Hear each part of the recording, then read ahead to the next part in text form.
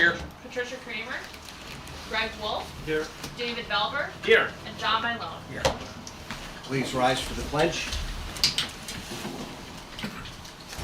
I pledge allegiance to the flag of the United States of America and to the republic for which it stands, one nation, under God, indivisible, with liberty and justice for all.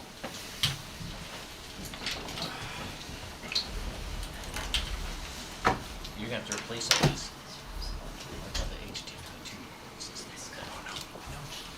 As we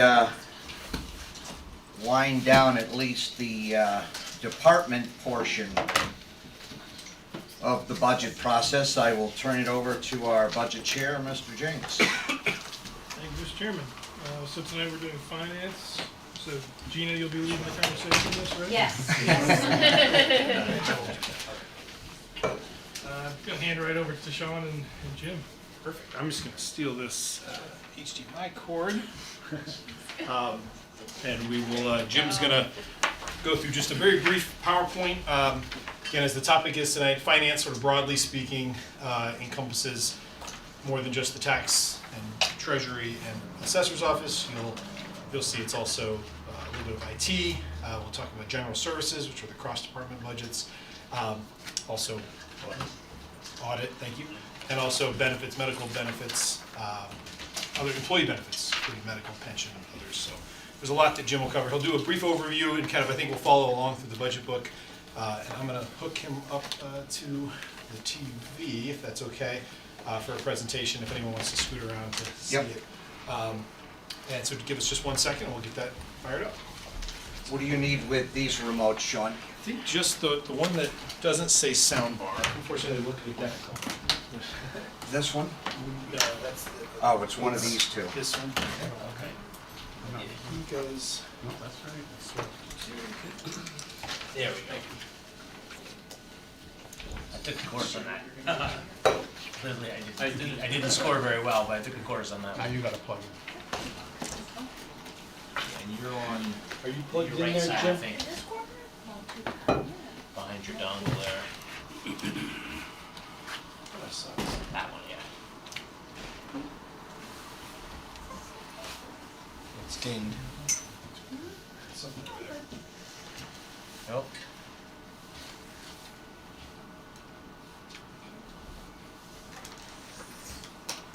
Source.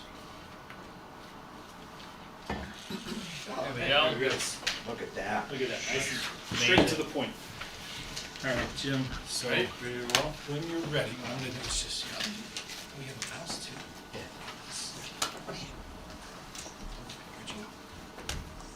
Where'd your screen go? Why is it white go? There. Does that mean you're not asking for anything, Jim? Yeah. Nice. All right. So, ready? Yeah. Should we get there?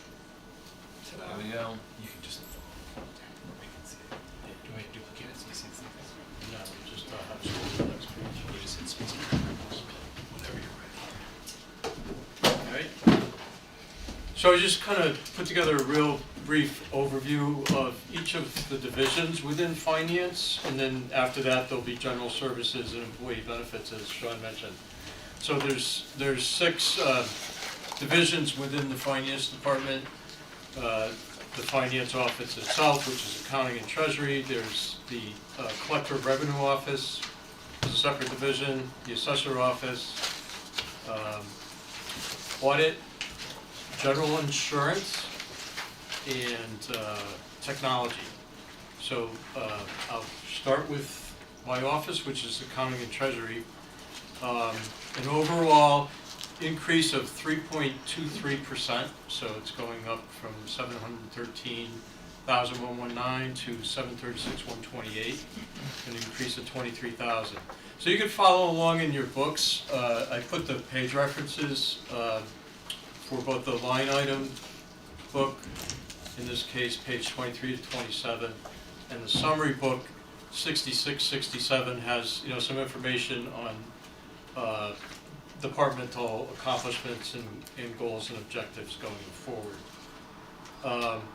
Finance office has 5 full-time, 3 part-time and 1 intern position. There's, you know, I just kind of highlighted what I thought was maybe perhaps significant. But again, if you could follow along in your detailed books, if there's anything that you have questions on as we go along. You know, office supplies have gone up a little bit, but in the grand scheme of things, I don't have a lot of office supplies in the department. There's a slight increase in training, 5502, I went from 2,000 to 3,000. I will tell you, my office in general hasn't been able to take advantage of training in several years, and I think that's partly COVID. Partly is we've been busier than heck and really haven't had the time. But I feel like there's a need to catch up, and I do believe in training. We've got a lot of initiatives going on with our Munis technology. For example, we're implementing a time and attendance system right now. But there are trainings in Munis too, which I wholeheartedly support because it does help us utilize a system that we have and are paying for, and the better off, you know, the better we can utilize that system to our advantage. I think it makes a lot of sense for a small investment. Salaries are 98% of this office budget, so that kind of gives you, I think, an idea of, you know, anything that's non-salary is not that significant. But by all means, if there's any questions, otherwise I'm just going to keep scooting So along. there's no new people, it's just step increases based on. Step increases, yeah. Well, what's the decrease of 20, in the county and treasury, is that Yeah. the 24,819 increase? So I think that probably just refers to the fact that we account for part of the salary adjustment down here. Is that for the floater? Or- No, I think what you're seeing there is that the accounting associate, TH3, Yeah. is a part-time position. That was previously up in 5102 Oh, permanent okay. full-time. It was just really in the wrong Oh, there spot, was a so that's a flip. Just cleanup. moved it. Okay. Yeah. So I'm you'll sorry. see it was 000 and then it's new 40,000. That Okay. 40,000 comes out and then that's there's no actual functional change. Right. It's just, But it gets its own line item. it's not right, because it's not technically a full-time position. No. Right, it's 25 hours. Right. And So it was just always in the wrong spot.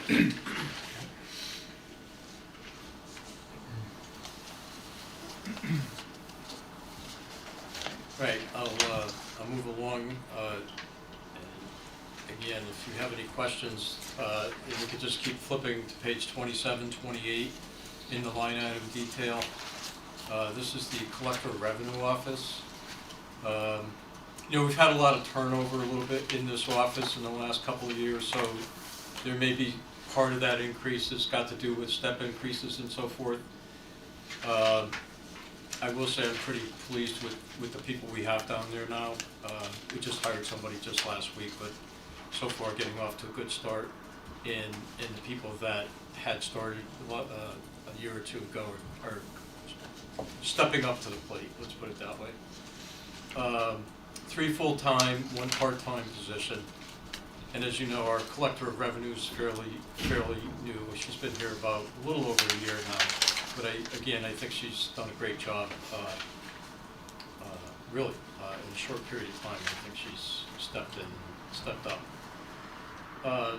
Slight increase in training for personnel, and again, these are not that big numbers really, in the grand scheme of things, but new personnel, they have to go through their collector of revenue training steps, and I think that's put on through CON or CCM, I can't remember, or the Collectors Association. There was a little bit of an increase in 5409 contractual services. That had to do with our quality data service, QDS, mail services, for some of the late notices and other notices that go out with all the various mailings. All I can tell you is that's been kind of a statewide increased quality data service, pretty much does almost all of the municipalities in Connecticut. And we did reach out to some of the other municipalities. That was kind of across the board. But that was just a, you know, a small part. We have a lot of software with them, and that was more in line with, I think, reasonable increases. Moving right along unless there's questions. So, just a quick question, so it goes up 15,000, what accounts for the 15, obviously, is it mostly is it salaries? Yeah, so again, this is salary heavy in this office, Right. it's 86% salaries, so I've got to believe that is entirely. And is part of that because of this 27th week payroll? No. Yes. $995. Yeah, $995. 7,000 is Oh. from street salary, and 7,000 is salary. Oh, I'm sorry, yeah. 6,200. Yeah. Okay. 'Cause this one obviously takes a bigger increase than that finance department does, right?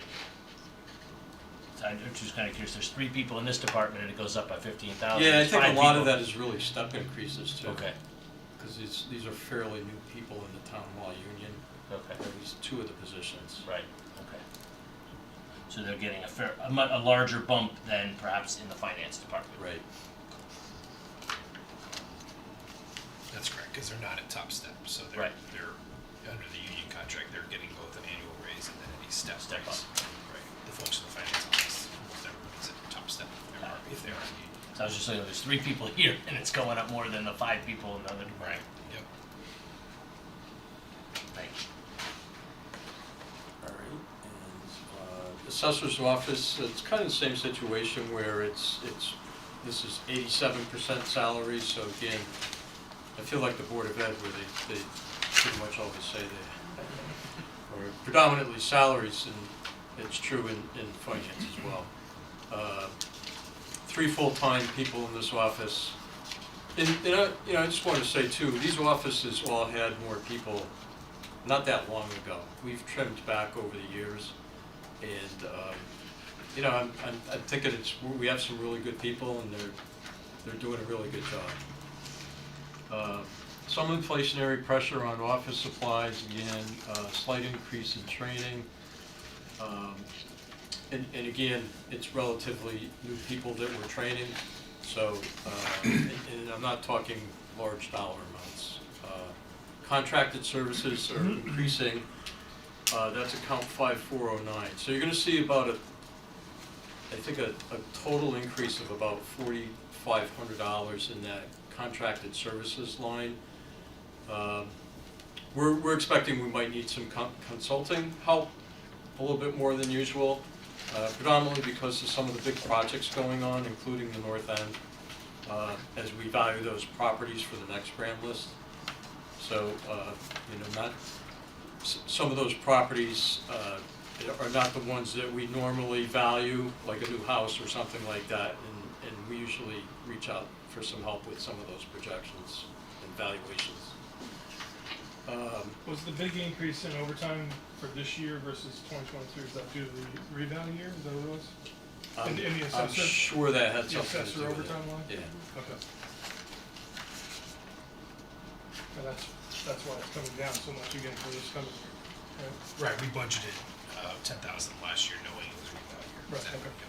And just a quick, so on overtime, you have 30,000 budgeted for the finance department, which is about what you did last year too, so. Right. But, I mean,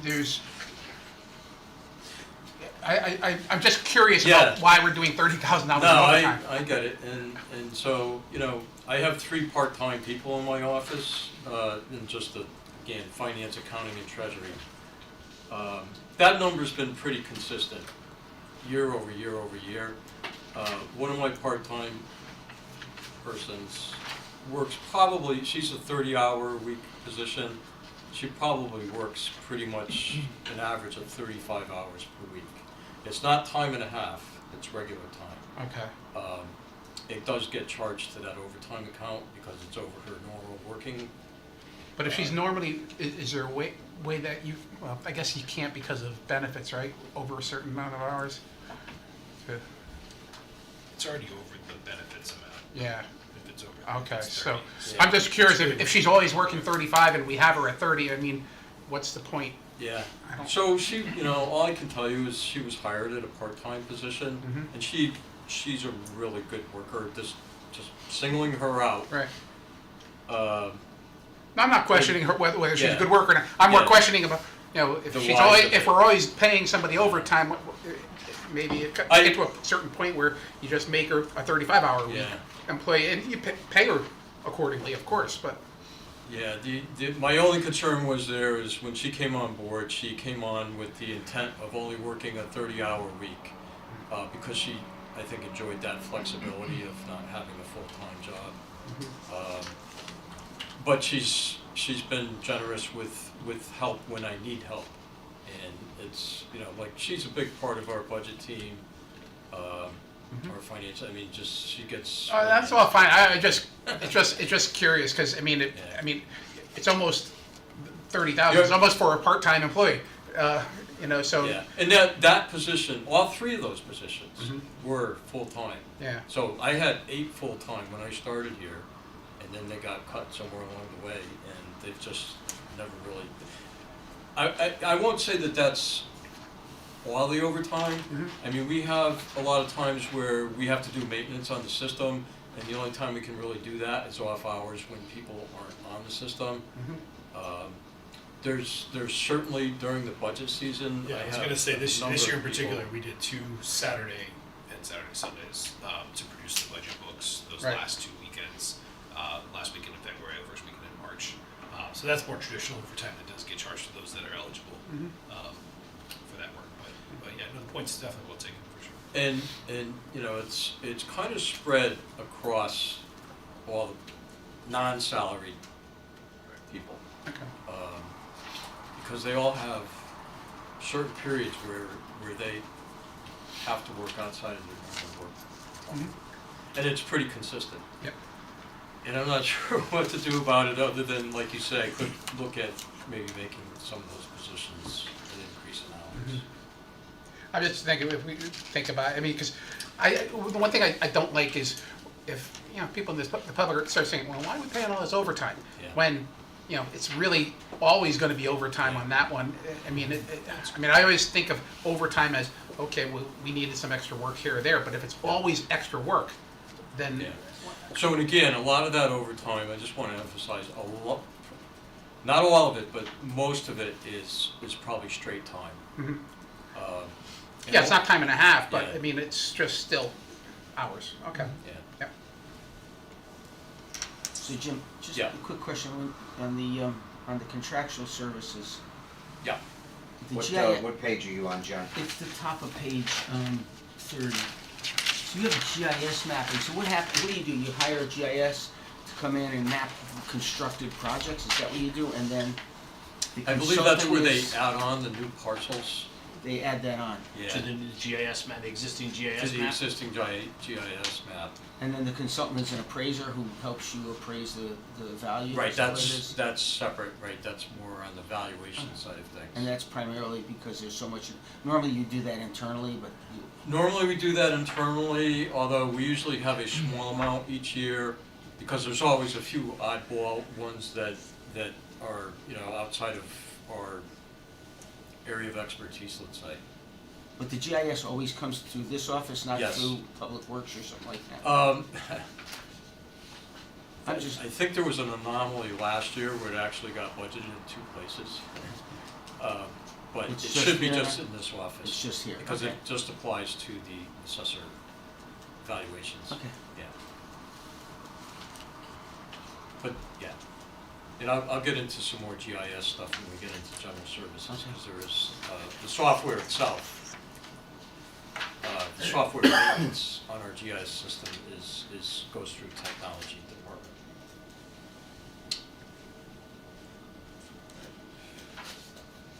So, the audit, I think we talked about this, pretty much, you know, at one of the council meetings where just after we had our, audit committee meeting. So we're in the 5th year now of our contract, the 4th and 5th year of the RFP that we did 5 years ago. There was an agreed upon increase in the fees in the last couple of years of that contract. which we did agree upon. And there's also some more reporting disclosures that we need help with, because for leases and subscription-based information technology arrangements, which I don't want to get into the details too much of what that is, but we have a lot of leases here, both where we're leasing maybe small parcels of land or buildings, parking lots, I think it was maybe an instance of that. But mostly, you know, I mean, anything from copier leases to postage leases to,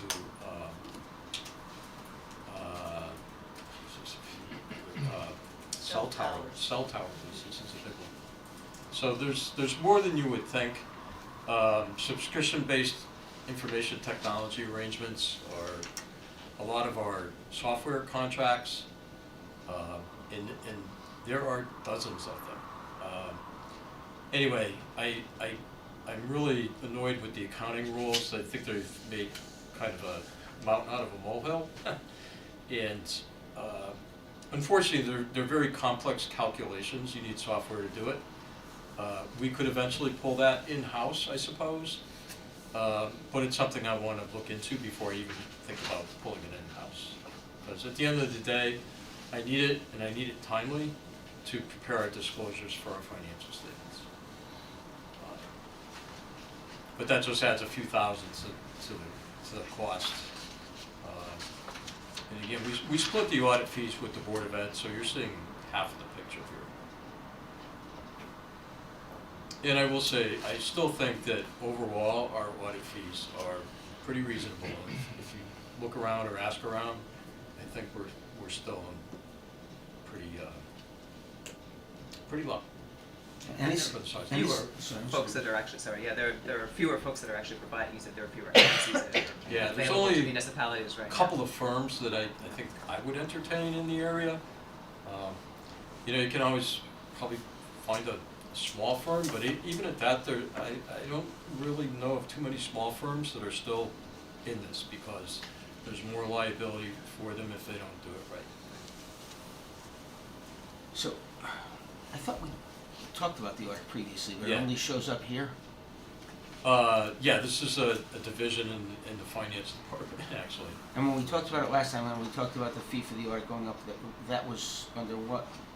That was at a council meeting when we were accepting the audit and then appointing the auditor for the next year. We But we were weren't appointing talking them about it as knowing part of the part of the price, budget, but this okay. is the money behind the price. And this is half of the audit? But right you're now? right, we've effectively already agreed to I- it. We did, So you're we right, did yeah. talk about it last year, because That's of right, the requested increase by the auditors Okay. to that fourth and fifth year. And we Okay. did talk about that And this is the during fifth the year, budget. the Yeah. fifth year of that. Okay, That's right. so it shows up here and in the Board of Education, but nowhere else. Correct. It's split, yeah. And it's mandated by, Of course. And that's a straight split then, right, Jim? it's 50-50. Yeah. Yeah, and there's no magic to that. I thought the total was 85 that we had talked about at one of the Yeah. meetings. so. I think just in the grand scheme, that's pretty common, I think a 50-50 split in towns. Even though the Board of Ed budget is much bigger than ours, but, you know, we do a lot of the grants over here. It just, you know, I think if you look at the amount of work involved on each side of the fence, it's probably pretty even. I mean, they have their one department, one big department. We have, you know, a dozen departments on this site. Just.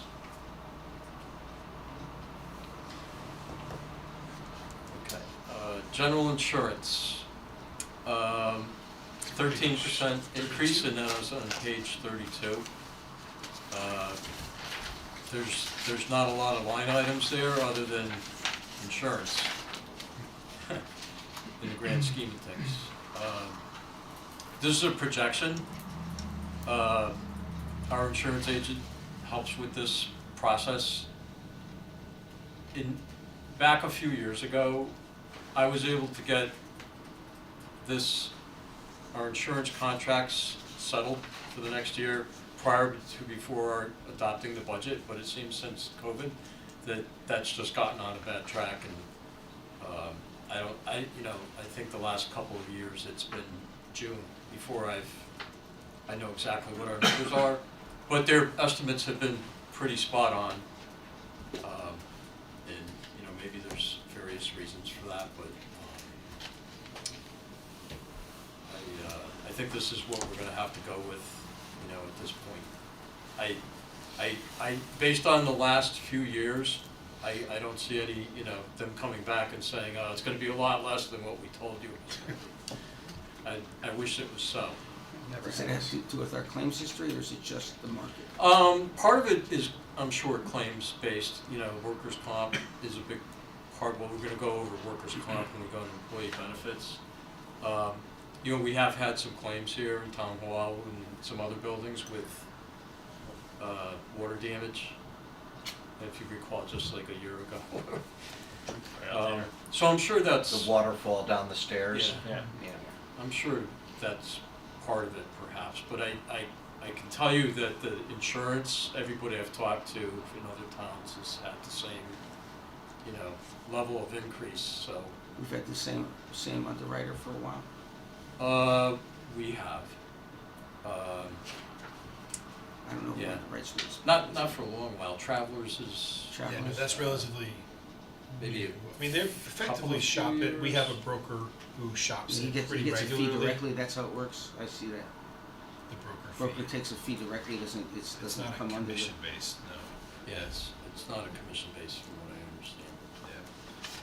Yeah. And we did on the workers' comp side, much to the chagrin of CCM and Kerma, we shopped workers' comp a couple of years ago and moved away from Kerma. Many municipalities were with because we went to Travelers, which has worked out, I think, really well. We saved a lot of money.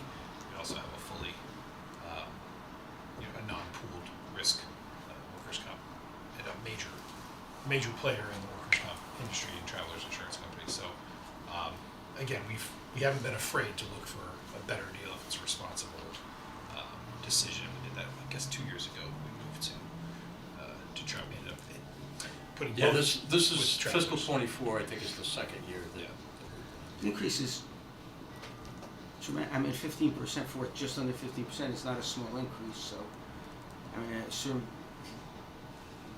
you know, brokers, I assume they looked at options, et cetera, and that's the best we can do. I don't know, maybe, I don't know much about it. I could certainly reach out to them, you know, this coming week and see if there's any, Yeah, we typically do each year. Potential. This time of year, we'll go back to them one more time and just say, is there anything that's moving on your side you think realistically? And as you alluded to too, I think the market is, certainly the property casualty market is hurting across the country. Is it? Yeah. And So we're certainly paying a little bit for the hurricanes in Florida and stuff. probably a little bit of Florida. That's- But that's probably a bigger part of it than you Yeah. can imagine. but we'll follow up again with folks. And this, you know, this town and Board of Ed were, you know, they pretty much have the same situation on their side of the fence. I'm sure we're doing it diligently, so, I mean, just as, not a small amount of money. Yeah. so. All right, okay, and then information technology, pages 33 to 36. This is sort of a somewhat overwhelming section of the budget book, I know, because every detail, every piece of software is individually listed in the detail line item, 5403, and Yeah. that's been a long tradition. We do have a separate spreadsheet if you really want to be cross-eyed by the end that will show you all of those items over the last 3 or 4 It'll years. show you what's in your line item detail in your books, only it'll show you Right. line by line what the trends have been over the last couple Exactly, of years. because what you can't see, of course, is for each of those software components. And we could Um, certainly look at that or Yep. drill down if you have questions too, especially on something specific. But I'll just start with what I thought again. You know, Apex, we don't have any employees in this division. It's all contracted out to Apex. They're in a contract with us right now, which will expire a year from now. So we're good. There's no increase for this year based on that contract. But next year, we'll be looking at a new contract. So Sean, you took out one item, I did. Yeah. And I'm just curious, Laser and you looked feature. at it carefully, I mean, I wouldn't understand all of these. There's nothing else that you feel should be taken out, but why did No. you feel that should be taken out? Just curious. In part because it was new, and in part because it's a longer term goal, but I think realistically, with the workload that we have, that was the Laserfiche. Laserfiche document Document management management system, system. I actually put a note of that right in the middle of the. Yeah, so page. we had actually also had that proposed last year. We'd love to get to, we did do a big, and have just recently completed, scanning all of the old building department files. So those, that project was a separate standalone project that we have completed. In meeting with our IT folks at Apex, the document management system it's a big undertaking, and we have a lot of other wireless access point upgrades coming, camera upgrades, big projects that are needed due to equipment life cycles. So I just didn't feel I'd love to do it in the future, but it was 26,000 that was added, and also we don't have immediate plans to embark on that. Coupled with the new website rollout, both the website and the agenda management system, that's kind of our big IT push for this year, and I think maybe we'll revisit this one next year. Is that in here, the website? It is, yeah. If you Oh, look there at it the is. it's almost in order probably of when Yeah. they were first created. So it was added at the very, should be towards the end, Civic Plus, or the end of page 34. Because I saw in 2023, we were at 357 actual, and now we're up to 546. Is that? I mean, Yeah, so for maintenance, it was a 3.27%. He was talking about. I'm talking about what it actuals. says actual was 357, 206, and In now. 23. Almost Yeah. 200,000 in 2 years. Yeah, I think I can pull it up. Munis was one of the big upgrades, but let me look back and see what that was. We have how many year contract do we have with Apex? Is that? It was last extended 2 years, It's it's a a 3-year 3-year contract. And That's a little more we're in there. the last year. I will say on the end, we've revisited that as a council a number of times, that overall setup with Apex, pretty innovative honestly for a municipality. $190,000 for the amount of staff we get from Apex.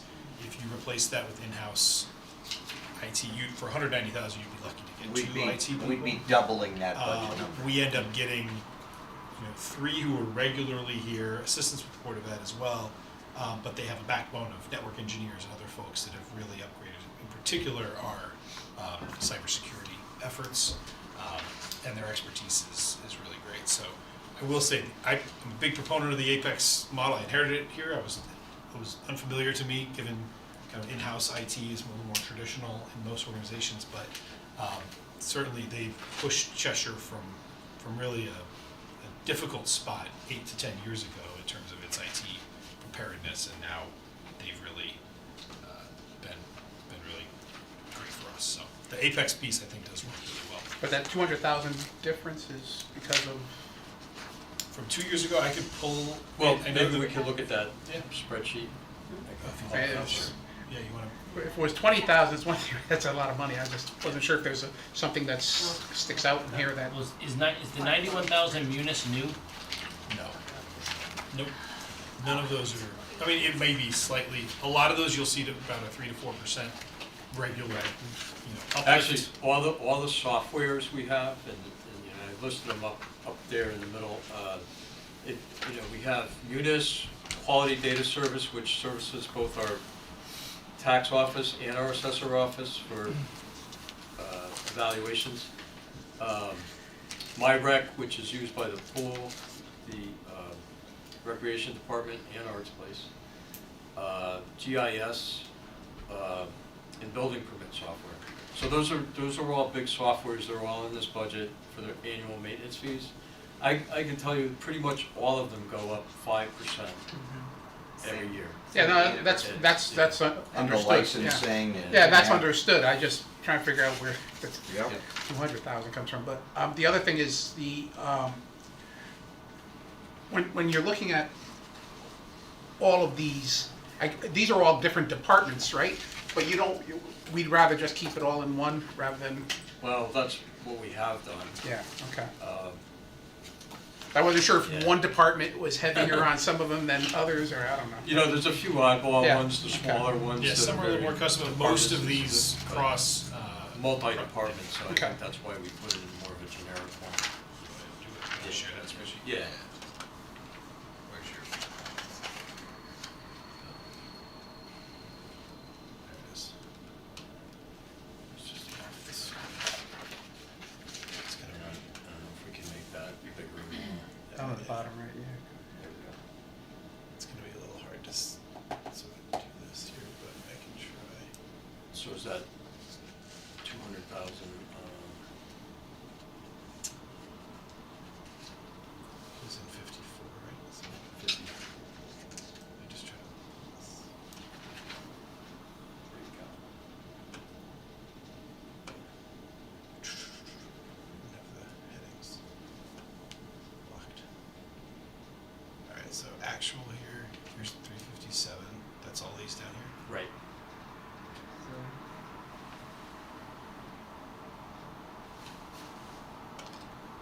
And so the left-hand column is fiscal '23. Yeah, so Actually, Well, that time and attendance. last year we added, right, so last year's budget we added time and attendance, that's these Yeah. four, And there were which is 50. one-time costs associated with that. Yeah, and my rec was added too, above it. 55,000, right, so that's 55,000, this is 10,000, MyRec, although that, we were paying 10,000 for rec tracks. So that's a wash. More of a wash, although there was, I think, 2 months that we paid for that into this year.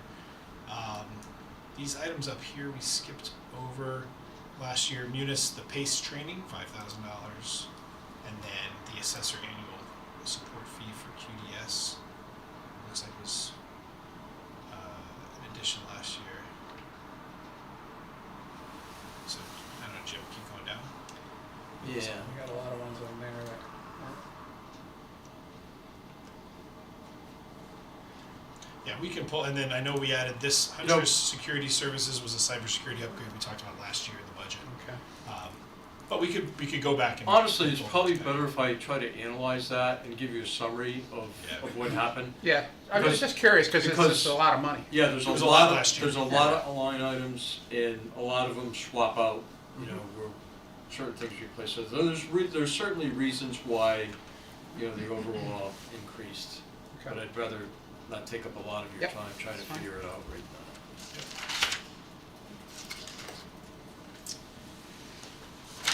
Alright, we should really go back to. I mean, obviously, it looks like the bulk of it jumped from 23 to 24. Yep. Two-thirds, it's like, there's like 3/4 jumped last year. Gas for a Honda Civic Hybrid, $200. So, That's nice.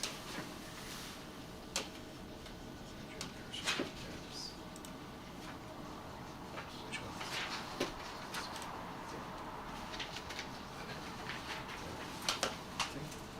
not sure.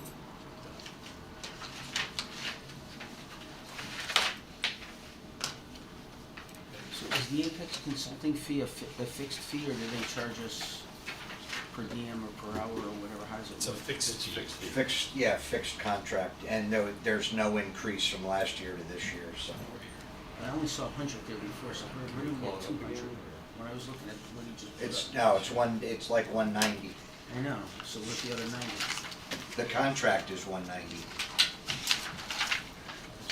The increase, Hang on, I'll wait for Jim's. let me find it again. Go ahead. It's the one I have every year. Space bars. Yeah, I thought it was Back to that. 190. Just arrow. So, Sorry, John, what was migrate the the- fiber? Where's Yeah, the there it is, Apex John. 190? What- 5401. Page 33. Page 33, the last item, Oh, there it is. 5401. Previous page one. Contractual fees, services. So that stayed the same.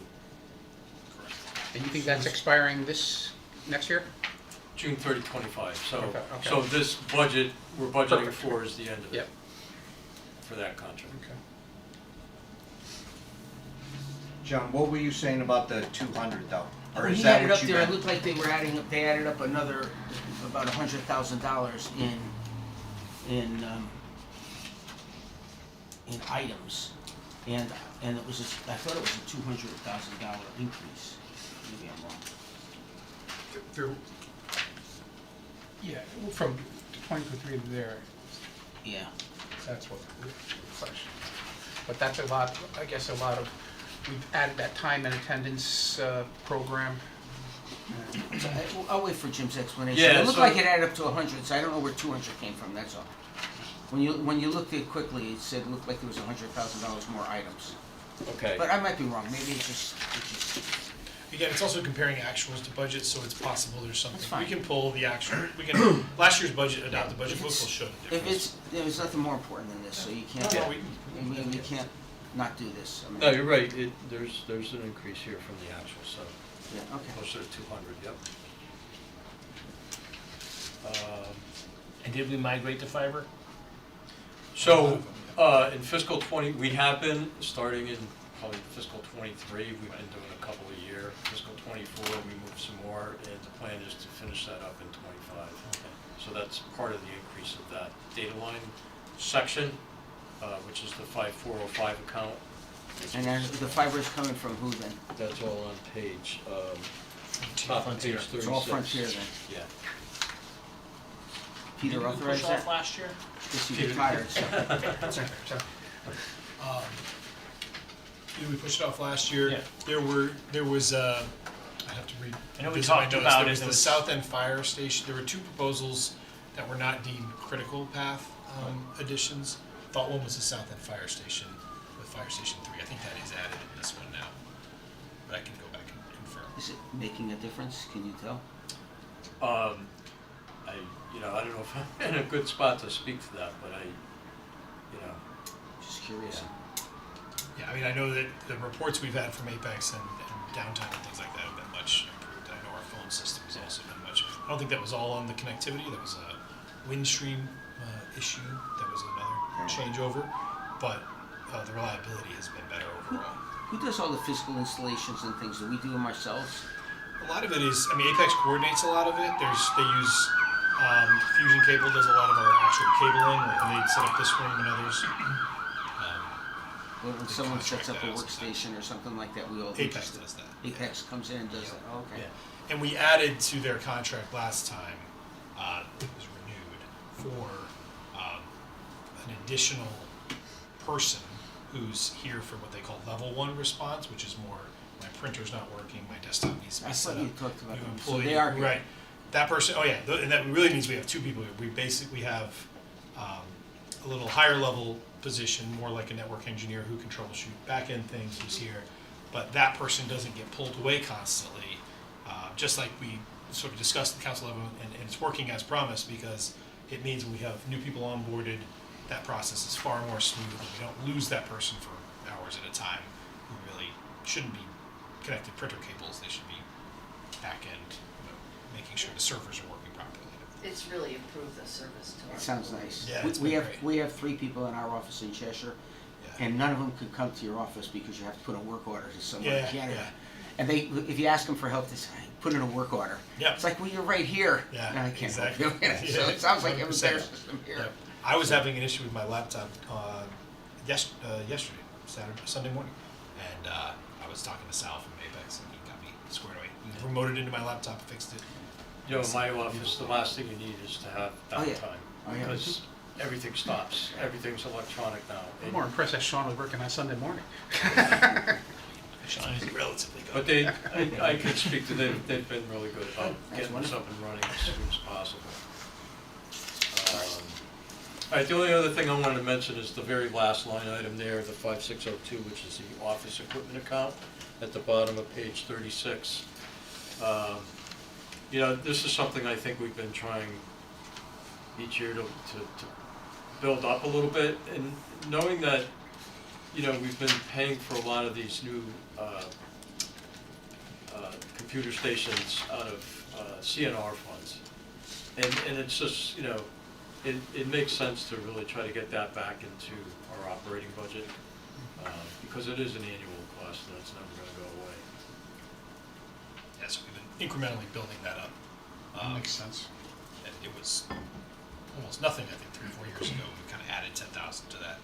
What's the average lifespan? Are you figuring 3, 5 years? What? Yeah, the laptop that was just replaced by this, I had actually when I started here, which was just over 5, almost 6 years ago, and it was every time you unplug It's really 5 years, basically. couldn't hold the now? charge anymore, and yeah, 5 years is about probably your outset. Yeah. But I mean, they, you know, they'll wait till they're showing signs of No, trouble. that should be. I mean, if you amortize it or something like that, but you got to put it in the. I think it should be put in the regular budget. Yeah. Well, bonding it for Yeah. paying for matter. Even though we pay out of CNR, we're not technically bonding, but it's squeezing out the place of other things Yeah. that could therefore do have to be bonded. Absolutely. To your point, so it has a downstream effect if we don't do it. All right, Just shouldn't be switched. so again, I'll get back to you later in the week with that 200,000 with a better, you know, summary of what happened there between Okay. fiscal 23, 24, and 25.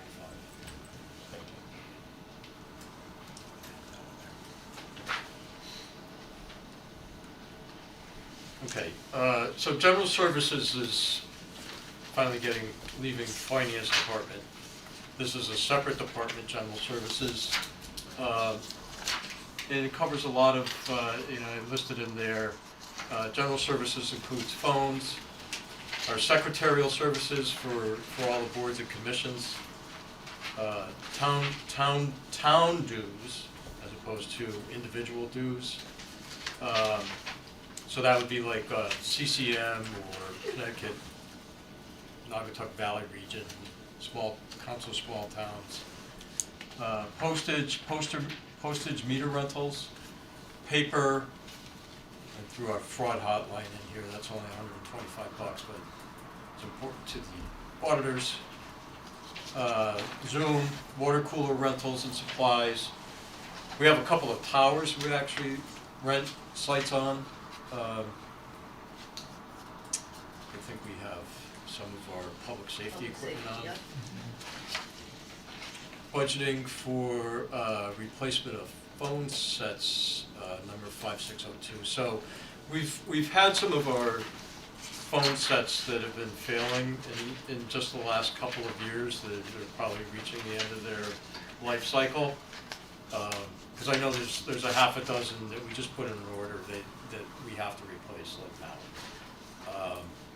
But I just talked to the Apex guys today, and you know, they're thinking that this is going to probably something we're going to need to budget for on an annual basis, just like our workstations.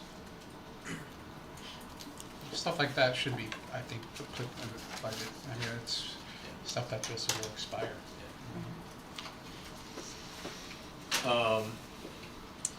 There's one full-time person here, that we have that general services kind of like floater person, who I think has worked out extremely well. At least I've heard only good things. We have one part-time person, that's basically Eric, who does the mail and the meetings at night. And 11, right now, in the budget, we've got 11 intermittent part-time. Those are the secretaries for the boards and commissions. I remember last year we consolidated all those into one Yep. spot, pulled them out of each commission. Just curious, this kind of savings that we did on that, was there a substantial amount of savings by doing all of that, by bringing them all together?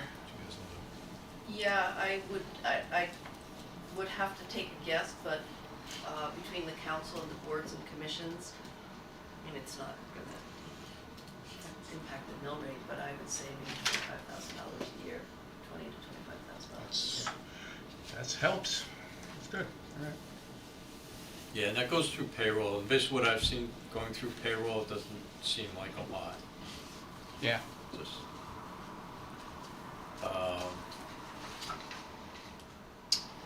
you know, some of these line items went up, some went down. Overall, it was a pretty modest 1.21% increase. We do take a lot of time to kind of analyze this to try to get, I mean, you know, postage rates, as you know, are going to be going up. We try to take that into consideration.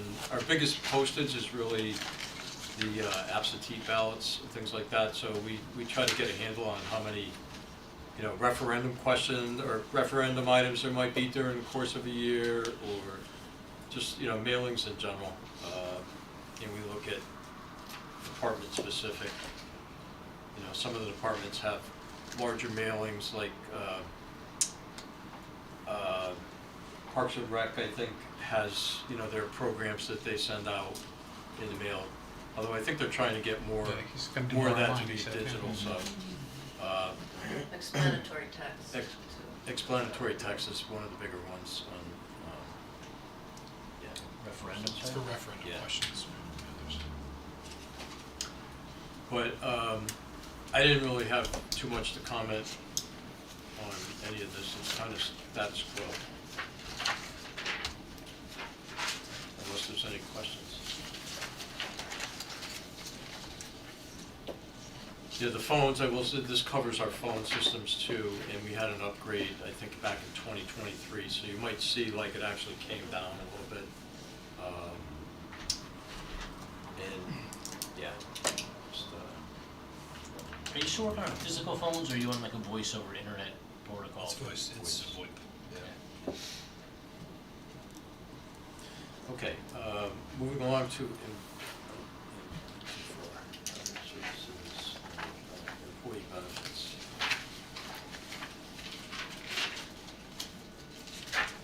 So, employee benefits, there's some pretty big dollars here. It begins on page 51 in the line item detail.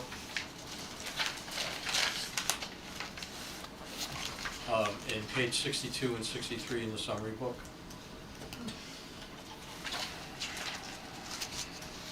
And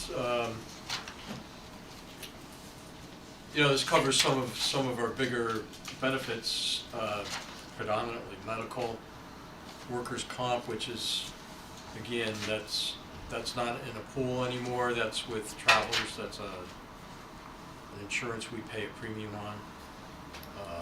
That has a 12.78% increase. Heart and hypertension actually had a decrease of 58,000. I don't know if all of you are familiar with the old heart and hypertension laws, but there was a time where we had to pay for ongoing lifetime claims for heart-related and heart and hypertension medical costs, and that's gone, you know, anywhere from A to Z. We were paying a huge amount just a few years ago because one of our retired officers needed a significant amount of daily care, 24 hours a day. That's since resolved itself, but you know, we're paying, I think, a relatively modest amount right now, but it could change. We do have money in a reserve. It was $222,000 in a reserve at June 30, 23. So I'd imagine there's maybe a little bit more in that now. And I know there was a time where we were able to fall back on that reserve a little bit. Because at one time it was probably closer to $2 million, but with it being such a small amount, I caution you, if you were to use any of that to, you know, maybe reduce our current year projected expense. Only in that if you end up going through the year and one of our retirees that's in this program ends up having a, you know, turn of events that escalates his medical needs, it could get costly real quick. Even $200,000 doesn't go too far today with some of these medical claims if they have, you know, heart surgery of some sort. Sean, you took 320,000 off? Yep, of the medical line. Yeah. Yeah, we're gonna touch on that. I don't know if I should do it after your slide or if you want me to pull up. Yeah, can we do it might now as well if it's just easier. do it now, right? So I just have to slide a new, I'm gonna put up the medical trend Yeah. PowerPoint. Let me Do just. you want to take it? Yeah. Well, just one real quick on Sure. the heart and hypertension thing. Yeah. How much is in that fund right now? 222. 22, so it might have accrued some interest during the year. In the middle, the third Oh, bullet okay, there. gotcha. Yep. So- Okay, all right, gotcha. Alright, so. I mean, it's there. We used to kind of use, like, you know, sometimes we take 50 or 25,000 out of that and against our current year projected H&H claims. But again, that fund had a lot more money in it at one point. And I would say more often than not, our claims went north rather than south. And that's why I'm just a little nervous about tapping into that too much more. What have the claims been prior to 2023, Jim? Prior to I 2020, mean, we were at 352, and then 380 were over the past 2 years, so. No, I'm sorry, I'm a line above, 160 and 235. yeah. So I, just off the top of my head, I know they were a lot more because we had some pretty big claims for a while. I could get, why don't I, try to summarize that for you too, like over the last 10 years, just to give you some idea. And I'll get that for you for the next meeting, Okay, okay? yeah, thank you. So just to touch on medical benefits, because obviously it's a major line in the budget, and I know you heard the Board of Ed's presentation the other night, or last month, on their claims experience. So we have both, so just to orient everyone kind of who are seeing this maybe for the first time, we put money into what's called an internal service fund. So ours is an insurance trust account. Internal service fund just means, and again, maybe I should just take a step back. We pay all of our own medical claims. We're self-funded as a provider, and so we only pay, in our case, Cigna, the health insurance company, to administer all of our claims, but the actual claims themselves up to a stop loss, which we reinsure on stop loss and above for high dollar claims. We fund all of our own claims on a monthly basis. So what you're seeing here for fiscal '24, and this is most recent as of the last completed month of March. Last year when we set this budget, we expected to fund the total,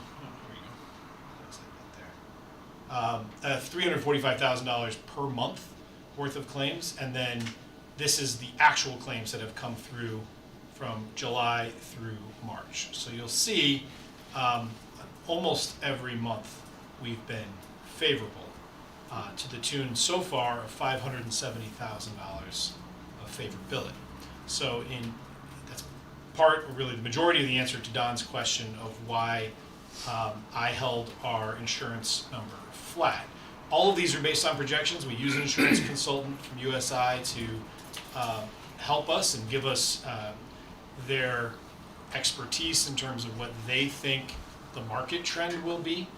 The initial projections as it came over to me in January, early February, was holding, I don't have the percent in front of me, but let's say an 8 or 10% assumption of market increases for insurance rates.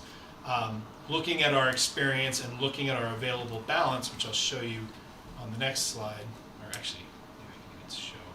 Board of Ed too. Well, Board of Ed unfortunately continues to be opposite. Yeah. This year, on whole, I guess I'll touch on them briefly here. You'll see their claims were expected at 1.1 million per month, and they're still, for the most part, Over that every month. And to the tune of about $530,000. So as an entire entity, pretty much right on target. But this is the second or third year now in a row that the town side of things, and we do account for our fund balances separately. So it's overall one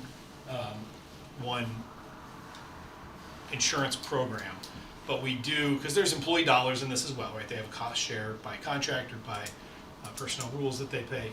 We have separate employee dollars that go in, and then we have sort of separately funded and tracked our claims. And so if you go to town analysis here, sorry, this is kind of zoomed in so you can see it, but you'll see that for the remaining 3 months, we would expect to see this number here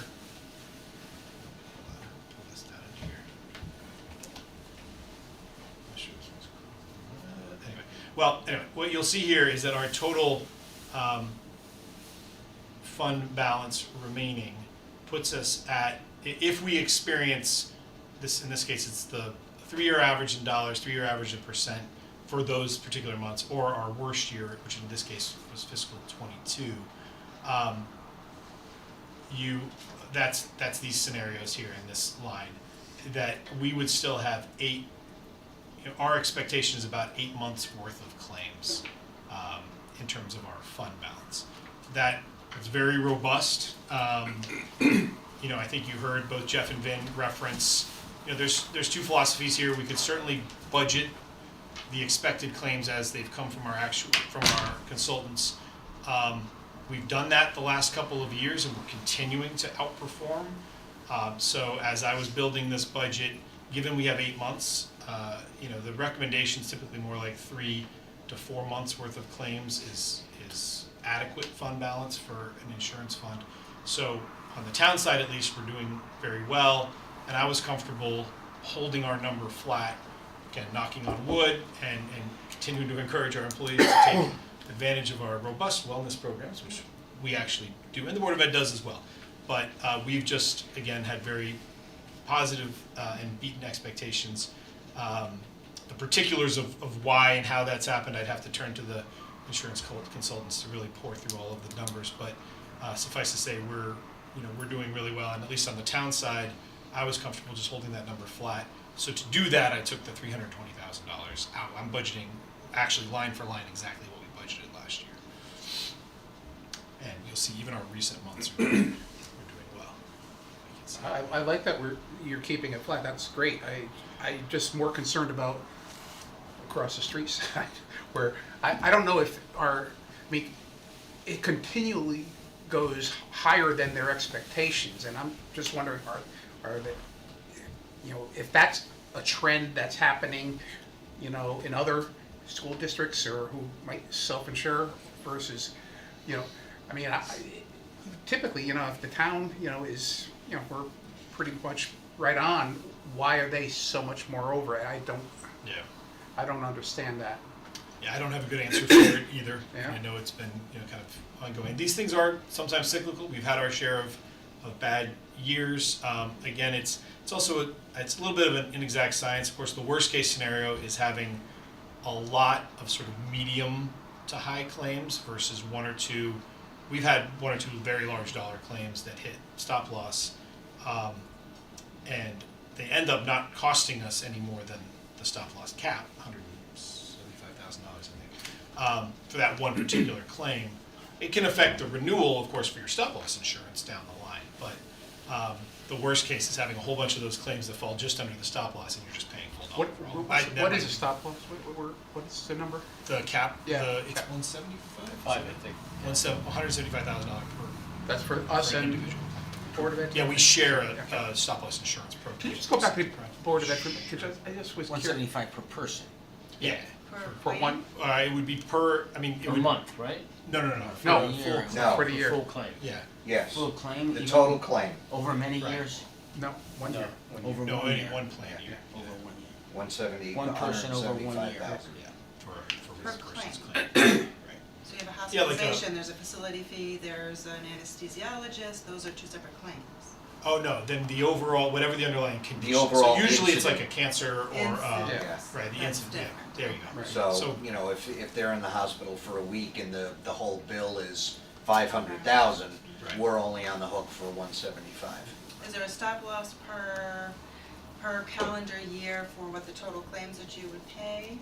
Is there a maximum benefit stop loss? So Not, let's say, no, I don't believe so. Per individual, per Yeah. case. Sorry, you said go I back to the. just want to Board see the of Board of Ed for 1 second, because I noticed their biggest was in August, right before school starts, or right when school starts, and that's kind of like surprising to me. I don't know if that's just an. Could be Anybody timing do you of, know? Yeah. could be the summertime when they Yeah, were off. It by could the be a time lot the- of things. yeah. I'm just curious. I don't know. I'm probably over analyzing it, but I just. Well, it looks like it's happened at least 2 years in a row, that's Yeah. for sure. But, yeah, it could well be that folks are timing certain elective surgeries to happen during summer Yeah, it makes when sense. they're, Yeah, and then that's- remember, there's always a little bit of a lag by the time it Yeah. actually comes through and hits. Yeah, yeah, that's right. It's yeah. a month or two after, you know, but we, Yep. Just curious. Sure. When we're saying per incident, let's say there's a knee replacement and that person needs then physical therapy after that, is that still part of the same incident? it would be, yes. It would be. Yeah. Thank you. Have we had any decrease in the number of people taking health insurance from this? You town- know, from the that town was side? a trend. I'd have to go back and confirm, and we have some assumptions built in based on any new positions that we carry a number. Usually it's couple coverage because sometimes you have a handful of individuals, sometimes you have family, and there's kind of we have those 3 different tiers. But we had a real run on folks not taking our insurance last couple of years. I'd have to confirm. I don't know that that's really continued. But it definitely was happening a couple of years ago. So even though we budgeted an assumption with any new positions, that we were having folks that elected not to take our insurance, which certainly So- helps us. We've been performing pretty well on town side this the last few years, and we're at 8 months, and the insurance consultant is saying that 3 to 4 months is more typical, or? The 3 to 4 months is okay. that's a good, as a self-funded program, that's a good cushion to have. So couldn't we, I mean, I'm fine being conservative to some extent, but I also wonder if we could be a little less conservative, given our So- experience the last few years. Yeah, this is, and I know Vin referenced this a little during their presentation, that's something that certainly it definitely happens. Not unlike our overall budget, which we're gonna talk about a little later, it can theoretically present something of a cliff, where you're really funding something from reserves. You're not really providing the revenue to offset the exact expenditure. So we know you're building, the larger that goes, when it does reverse itself, which at least we've seen happen, it's just that much more painful, right? You then have this large gap you've got to fill, should things dramatically go the other direction. But yes, I mean, there is ultimately a limit to where you wouldn't As want to that to how go high to a you- year, yeah, and you yeah. wouldn't want it to go You to. don't wanna get to 2 years worth of, Right. cushion, but yeah. Right. But 8 years also, or 8 months also Yeah. seems maybe a little bit too. Yeah, it's on the Yeah. high side, Right. for sure. But if you're holding status quo with, Theoretically, it should go down a little bit. yeah, If I held that should eat into the $320,000. balance if indeed the insurance projection claims are the way they are. You'll start eating into that balance because we're budgeting it at 345 instead of whatever they're asking you to. Just, can you hit the BOE analysis? Sure, so they do their own analysis, so you won't see the same. Oh, okay. um, Level of detail. Well, I mean, this is, I think, based on our assumptions. You won't see that calculation. This should be, I don't have the number in terms of, I guess, as a As percent of month. claims, but I think this is at least how Donna calculated this on our side. And I believe it should still be accurate in terms of the balance. So it just doesn't tell you how many months, which we could calculate. If you see here, 1.9 million currently, that represents just over a month and a half, about almost 2 months of their claims. If they end the year at 1.9 million, if they're budgeting 1.1 million per month. So about Yeah. 7 weeks of claims. And that's after we funded this with ARPA, $1.5 million 2 years ago. Correct. And that leveled it out a little bit. And that, otherwise that would be Almost closer to negative, 400,000. almost break even, right? So they've had, and I want to say the last couple of months were, a little better. We're a little closer They're anyway. in the corner, closer to their expected. Their projected next year is 1.2, right? Is it 1.2 per I month? think it was 1.2. I don't have it in front of me. Yeah. I think that's- Beginning of the year though, most people aren't gonna go. Exactly, we're only a few months away before you hit the big spike again. Yeah, I mean, although our plan year for the high deductible health plan is January to February, so you do see, I think that's partly why, again, and there can be, 2 or 3 claims that can throw all of this off, but in general, when people's high deductible health plan resets, right, they're on the hook for the first a set of claims, and you should see a more reasonable number in those months. We typically see that. Again, it can be a lag by a month, but on their side, that might explain a little of the favorable February and March. But on our side, our January and February were a little, at least our January was lower. I guess it was our lowest month, so that's fair. No, August was high too. Yeah, Could you go back one more time? please, sure, John? sorry. Yeah, Board of Ed. Could be just scheduling things. That's what I was thinking, yeah. During break. There's just a consistency of between 12 and 13 million there. It's hard to assume it's going to be anything less than that.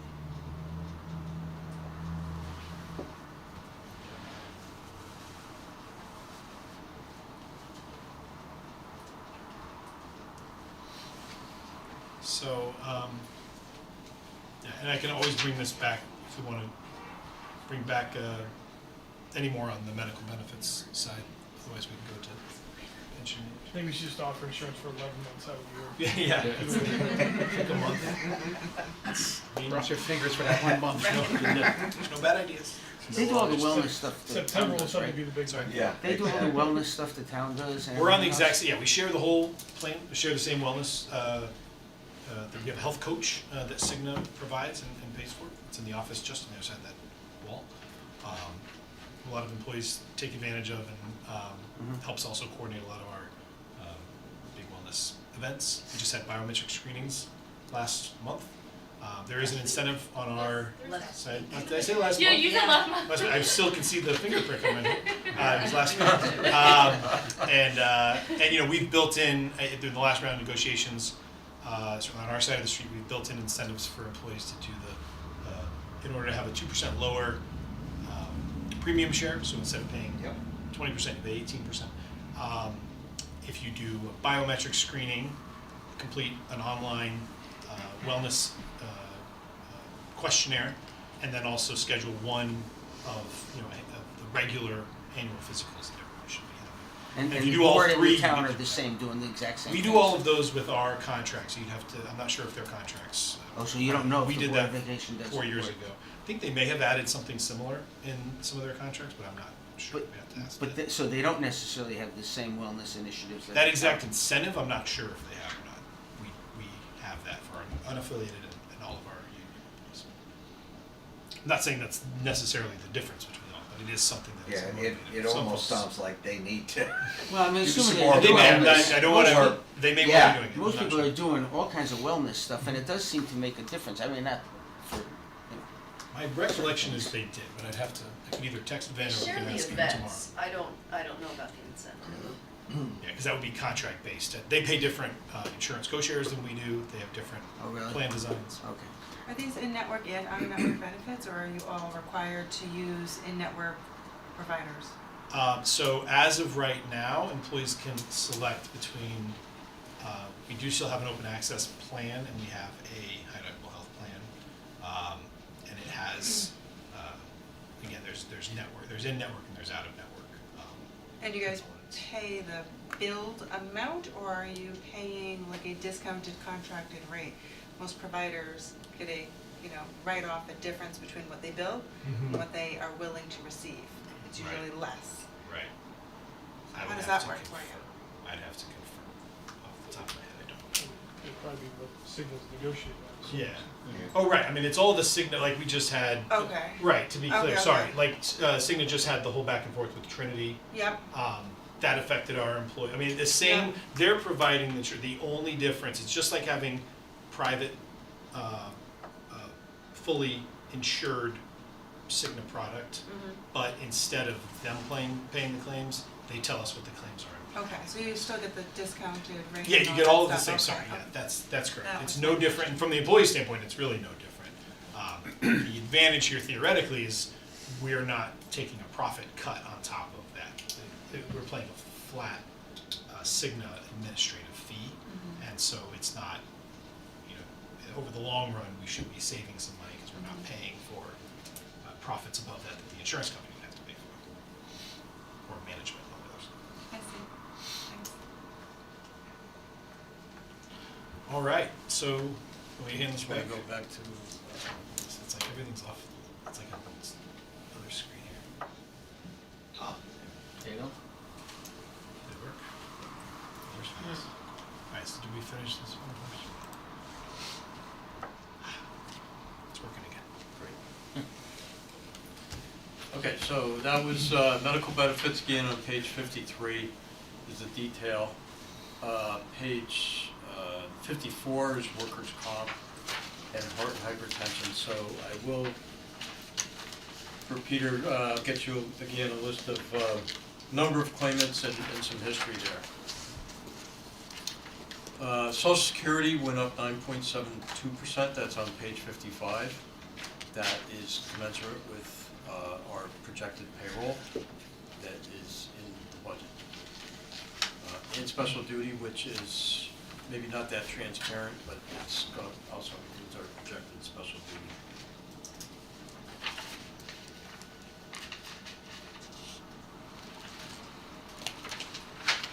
Unemployment, we've been relatively fortunate, I think, in the last year or so. We haven't had too many claims. I haven't budgeted a very big number for that. I think it was 6,000. That's on page 56. I expect we'll probably be about half that this year. But that's another one of those things that can bounce around quite a bit. And I've seen years where it's been 4 or 5 times that. It's really just nothing to draw on that. So I just try to stay with these conservative number in there. Pensions is a big dollar amount. That's on page 57. Yeah, definitely worth flipping to that page. You'll see the breakout between town and town pension being all of the town employees' eligible pension plan, and then the police is its own. And that amount you see there is the actuarially required contribution for the pension program. And as has been the case over the last few years, the police plan in particular continues to increase in its overall cost. And I think part of that is they have a COLA unlike the town plan, but there's other reasons too. Obviously, they retired much earlier, and we've probably not had the best history with people maybe staying here longer and accruing more time than was projected. This also includes our new DB plans for the new people, so you see those go up every year as our DC plan, our defined contribution plans, which are the 401A and 457 plan. So the new people are not in the old defined benefit plans. So those numbers will continue to increase as we get new people on board. Yeah, so unfortunately I've shown charts on this the last couple of years. I could do it again if you'd like to see some of them, but we're still in the really difficult portion of the closure of the 2 plans, where we still have all of the new expenses for new employees, but the underlying plans, in part for a variety of reasons, lowering interest rate assumptions, amortization of the overall liability a few years ago, means that it's not like closing the plans actually reduced the cost. If you'll see, back when the plans were closed, the ARC was more in the $600,000 amount total between the 2, and you'll see now we're close to $4 million between the 2 plans. Plus, we have the added expense, as Jim said, of almost $800,000 for the 401k plans for the people not eligible for pensions. And I'll just emphasize that we did ratchet down our rate of return assumptions for the actuarial projections. It wasn't that long ago we were at 8.5, and then we went to 8, and then 7.75, and now we're down to 6.75. That's huge. It really bumped up our liabilities, and it made our plans less funded. Hopefully we're at the bottom of that, but I think from a rating agency perspective and everything else, the fact that we went with the more conservative route is helpful, even though we're paying more to fund those plans.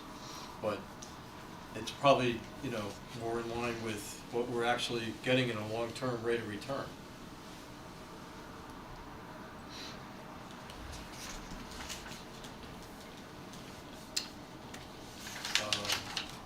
And the fire plan is not in this employee benefit section, their pension cost is actually in their department, just FYI.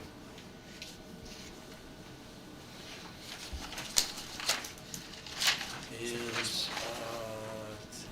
oops. So, the other items that I wanted to talk about tonight were, our debt and, capital non-recurring contributions. So, the debt is on page 185 and 187. And there's also a pretty good summary of debt in our summary book on page 99, which just might give you a little more insight, maybe too much insight on what makes up that debt service. Never too much, Jim.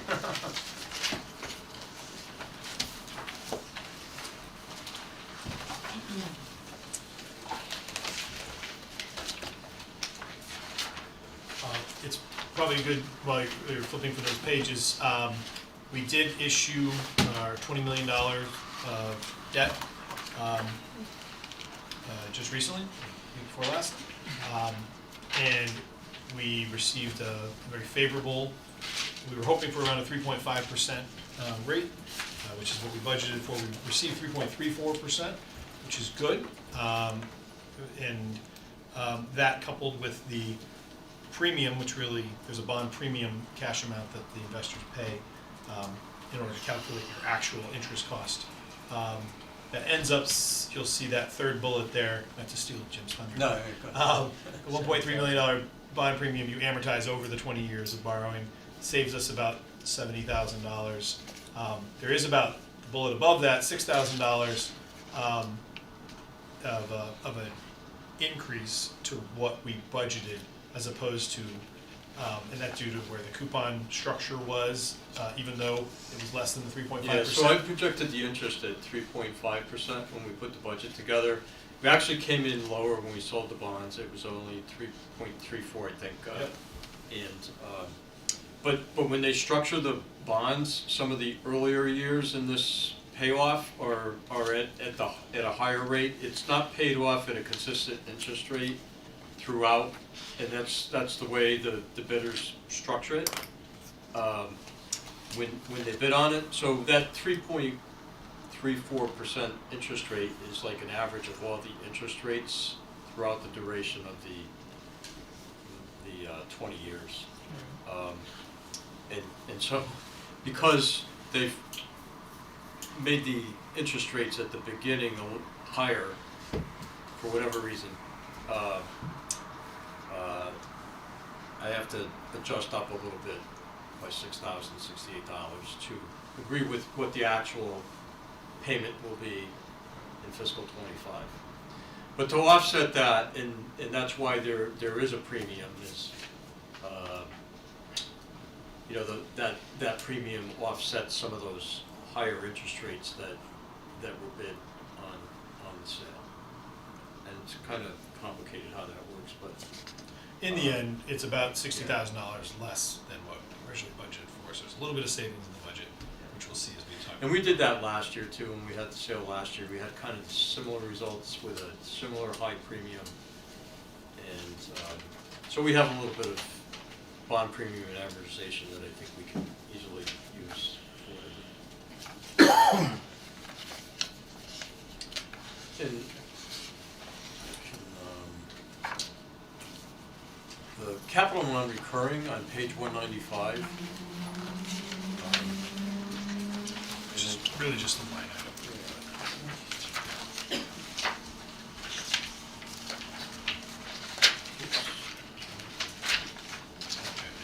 I had a kind of a chart up for similar. Seen our contribution history. Up. Oh, there we go.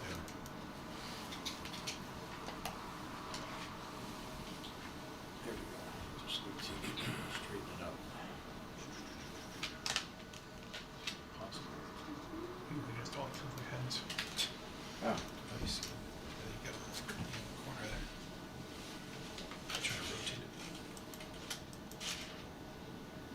Go up one, there you go.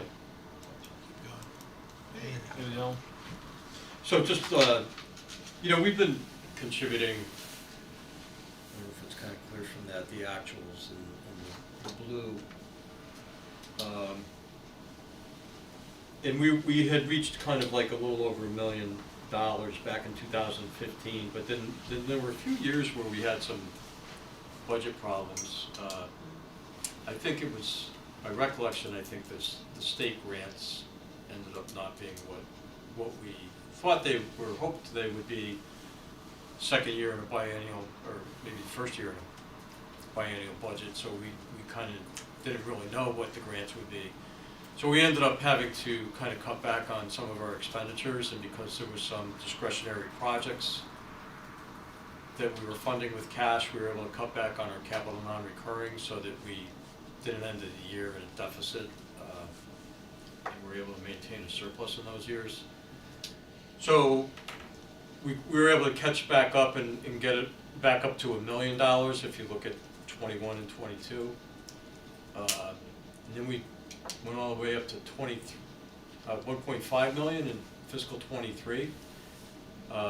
In fiscal 24, we went all the way up to 1.9 million because we used, in part, some ARPA funds.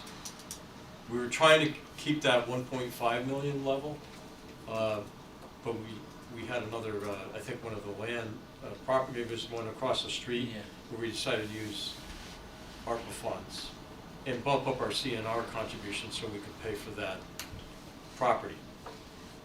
So, I guess my point is we're, in the budget, we're back down, in this budget proposal, 1.1 million.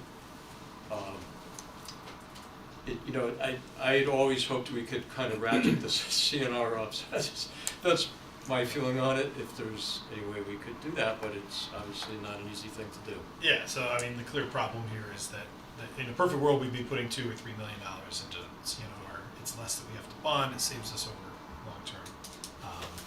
But it's very hard when you're facing all of the hits the mill rate and increases taxes above where they were. So if we were building a budget that was flat from a taxpayer impact, clearly we'd love to keep this up at 1.5 or $2 million. It is the right thing over the next 20-year picture. It saves money over the long run, but it can be very difficult when you're trying to build a mill rate that's already projected to be 8% higher. There's certainly enough projects, in our capital project plan. We have that are ARPA short funds term. to be used to. We do still have ARPA fund balance, and we'll talk about that in just a little bit here, but we have $500,000 of assumed ARPA revenue. It is the, again, proverbial cliff that, it's expenditures are the real problem. How you fund them for short term with revenue, if that's not recurring revenue, then you're just going to be paying that delta the next year. But yes, we do still have, of the 1.3 million, we have 500,000 assumed in this budget, and there's remaining 800,000 that has to be When do we have to committed. spend that by? It has to be committed by December, spent by 2 or 3 years later, I think that is right. Actually. 2 years. You have 2 years from December It's gotta all be committed to this liquidate year your anything that might be encumbered. But you can't change your mind on your commitment, so you need to know what you're committed to by the end of this year. Because there was a discussion, I think, last year we were talking about trying to put the police vehicles in the CNR, right? Or some, or maybe They with. are, the CNR. They are. And big. Public Yeah. Works maybe vehicles, some of the. Maybe it's the other way around. Yeah. Yeah, I mean, I think a public works vehicle is a great example of something we bond for, but it doesn't last 20 years. Right. So we're paying 20 years of debt on a $200,000 plow truck, a $250,000 plow truck, that only in a best case scenario, even with perfect maintenance and light snow years, you're lucky if it lasts 16, 17 years. So 20 years, it's really. So that's the thing. It's a good example though of why you'd love to be paying cash for that. In a few years, we should be able to sell those to Canada or something, really, plow trucks, so. Yeah. Beachcombers. Right. I have other things that I could put up on the screen for conversation. Yeah, well, really, it's. I mean, one of the things I want to make sure we leave some time for is the mill rate calculator. I'd like to go through that because I think it's just a good place to start and kind of see the magnitude of what prospective cuts that I'm sure you're all weighing, cuts or additions, I suppose. But what cuts you're thinking we might be making to the overall budgets, and maybe what that impact would be. You can play with the numbers up on the screen. So I want to make sure we leave some time for that. But again, as Jim said, we certainly could delve into any of these topics a little further if you'd like to. Jim, just, Mr. Rocco's been here, I don't know if Mr. Rocco might. Oh, yeah, sure. Rather than, you might not wanna, I was gonna he's just sitting raise with my hand enough of these. eventually, but I guess now, I just here to say hello and poke my head into a meeting every now and then, because I kind of addicted to this stuff. But no, I'm just, a little concerned about the mill rate and the budget request. I know he's asking for 28 mills, which seem pretty high. I know we're somewhere around 35, and information I got from the assessor's office was that the grand list went up quite a bit. I mean, 32%. I mean, that's good. $1 billion, That's not in value. That's but not bad. Yep. So to get to a revenue neutral position, you have to reduce that mill rate by about 32% or thereabouts. You're looking there at a mill rate of about 23 to get to a revenue neutral position. So to get to a 28% request, it's a big jump. It seems like a big jump from a revenue neutral position. And that was just what's concerning me. I mean, a lot of people's property, I was just poking around on Facebook, their properties increased 40%, 42%, some properties. So people are looking at significant tax increases. So I'm just here to make an impassioned plea. I know I've been sitting in, I've been there, so I know it's hard. But I'm just kind of making an impassioned plea to do what you can to control the spending and mitigate the impact of our revaluation, essentially. The other thing I wanted to ask, Sean, maybe you know this. Sure. There's a lot of development up north, the new developments. When are we going to start realizing, some like full-blown revenue from all that? They're still under construction. You're taking my questions, Mr. Rocco. I think it was, I recall from that agreement, somewhere around 2025. In 2025. Yeah, we have some, so obviously the residential so far is coming online quicker. In terms of some of, like, say, Soderman Way off Dickerman Road and some of the development in the overall portion. I had our assessor pull some numbers for what she semi-conservatively thought would actually come on for the fiscal 25 year related to the North End. Well, actually related to across the North End and any others that we knew with some degree of certainty would be on by October 1st of this year. Okay. I think she came up with about $47 million of value, which is a little over $1.3 million worth of revenue. I could pull the actual number, but for the overall project, I think for the biggest components, especially the commercial pieces, and the apartments, I mean, I think you're still looking, those aren't going to be completed by this October 1st. By next October 1st, you hope to have some of the, potentially, I know they're hoping for some of the major commercial components, the Whole Foods, to be online for the following Christmas season, so about 18 months out. So you're not going to really see it, but it's coming. Right. But I think it's worth also sort of tempering our expectations a little bit, because the overall, again, subject to some, depending on what happens with values and the market, a little hard to predict 2 to 3 years out. But in some of the models, the overall project is looking at somewhere between $3 and $4 million of annual tax revenues to the town. So it's not, I mean, we're looking at a budget here overall that's increasing by $8 million. So it's not, it's going to help a lot. And in our future, we have a lot of debt service coming online, but it's not a wash, right? It doesn't account for, and once that's on in any one year, you sort of counted on it as you build your future budgets, right? So it's definitely going to help mitigate some of it, but it's not going to, even in the models we projected for resident calculators and everything else with respect to the debt service for the 2 new schools, it would never account for the full debt service that we're investing in. Doesn't even cover the Board of Ed increase. It does not this year even cover the Board of Ed. Now, does that number that you said, like $3 million, I know we had a TIF arrangement with the development, is that after because I know there's if I understand it correctly, there's a certain amount of money that we're giving back Yeah. to the developer for that. Right, so I was looking at it, right, at first, that's the other piece that delays it a couple of years, so you really start to feel it in the general fund. Yeah, but I was looking at it more as what we would expect, you know, at the sort of 5 to 20 year window, but as a portion of our budget. But, so it's significant, but it's not maybe the sort of panacea of the entire revenue picture, for sure. Well, that helps. It does help. The only other point I'd make, Mr. Rocco, is that we've been ramping up the revenue from permitting for the building department in anticipation of all the permitting that's come out of the north end. So that's, you know, as the properties come online, they're not looking for permits anymore. They're getting their COs and occupying. So we're gonna have to tail off permitting revenue over the course of the next couple of years as well. Well, I appreciate the opportunity to speak very much, and good luck. And like I said, just keep in mind, the taxpayers, inflation's killing everybody. I mean, and I know you probably have inflation affecting the budget request. It just doesn't want to go away.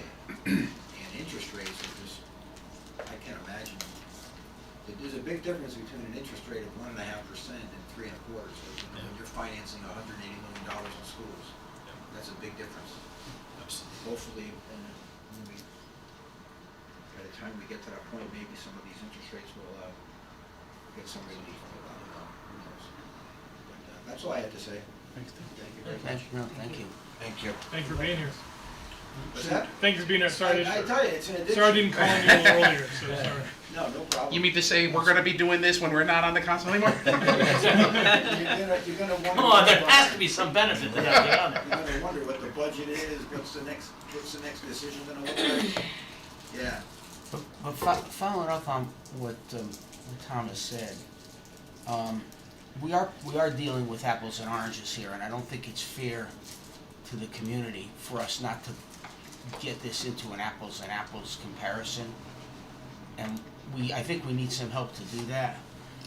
And if we look at increased assessment and reduced mill rate, most people won't understand how that affects them.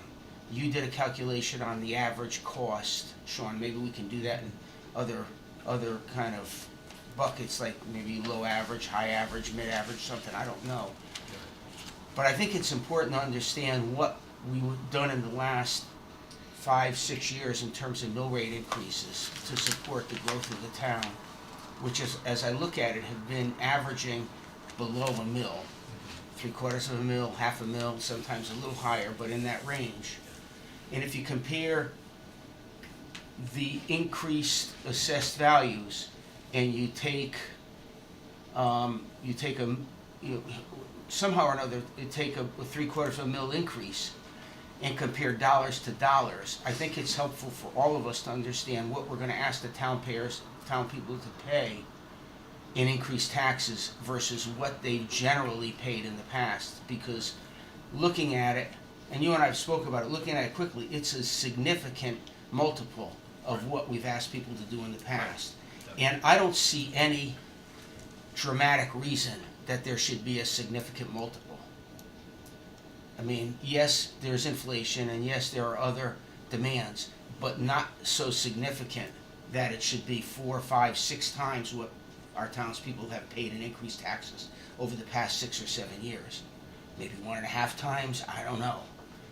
And I think we owe it to ourselves to understand that and have clarity on that when we make decisions as to what to ask for in terms of reductions and maybe some revenue increases to balance those out, and what we have to ask from the Board of Education to help us in this regard, because it's dramatic, and I don't want to sit here and ask the town people to pay, an increase of 5 times what they would have paid in a typical year. Sure, absolutely. I'm not comfortable with that. Can you help us get our arms around that in some way? Yeah, absolutely. Yeah, I think starting with the mill rate calculator and sort of familiarizing ourselves with this, And I know there's a lot on here, so I think it's helpful to walk through all of it. Sean, before you do, could you suggest a question? Because Tom raised a question, what, and you mentioned this, I think, at the last council meeting, what is the break-even mill rate right now? It's 26 and change? I was gonna Oh, sorry. show Yeah, you you have it. right now. Okay. So the way this spreadsheet works, I'm trying to get to a zoom, and kind of is a nice equilibrium here. I don't know if this Can you is. just zoom from the bottom there, the bottom right there? Yes, I could, you're right. Oh, let me just try this one more time there. I feel like, alright, let me try that for now, Sean, because we can don't you need get what's rid on of this the side. top nav bar? It can, I don't know if it, Figure it out. I might need it in a second, but I Oh, will do okay. that. Gives us a little more room. But, alright, so just to walk everyone through this spreadsheet that we've used the last few years. And I think the point that everybody's making is well aware of, and that John was certainly just making, this is definitely a year where focusing on an actual mill is really not what matters, right? I mean, I know it always comes down to the dollars, but the mill rate, because of the $1 billion increase in our grand list from revaluation, it doesn't tell the story, of course, of the actual impact to the average taxpayer. Again, when we say average taxpayer here, we're saying an average home with 2 averagely valued vehicles. That's how we've always calculated it compared year to year. 2 vehicles, 1 home, all averages. So that's where the dollars come from. Just starting at the top here, right? The current year we're in, fiscal 24, our mill rate is 35.09. The town manager's proposed mill rate is 28.38. When we make adjustments, so you'll see these tabs here at the bottom in yellow. What we're going to do in the next few workshops, and even tonight, is there we go. Zoomed in again. We'll be proposing various adjustments to, our budget on the town side, the general government budget, and the associated change here. Board of Education, you would put a number here that you'd want to see their budget adjusted. We just talked about debt service, so there's those 2 numbers you'll recall, kind of as a little taste of how this works. An increase in the debt service of $6,068, and then again a decrease in what we need to spend next year of $69,000. That nets out to $63,000 reduction here. Should we make any changes to capital non-recurring? We added that the last couple of years because we made some of those changes during this portion of the budget. And all of those expenditure adjustments total up to $63,000 of reduction in this case. On the revenue side, and let's not get too caught up in all this right now because I think it's helpful to get through. We have a couple placeholders here though. I know we mentioned the other day maybe bumping up our assumption for telecom pilot by $20,000. So on the revenue side, an increase, so to the good is a positive. And then a negative here is from, as Board of Assessment Appeals just recently completed their adjustments for the new grand list. It goes the wrong direction from what Jim was holding in the budget, in our budget assumptions. That's an amount needed to build back in the necessary budget I had flexibility. projected a decrease of 3.5 million of assessed value, and actually went over that a little bit. And You were pretty close. It's pretty close.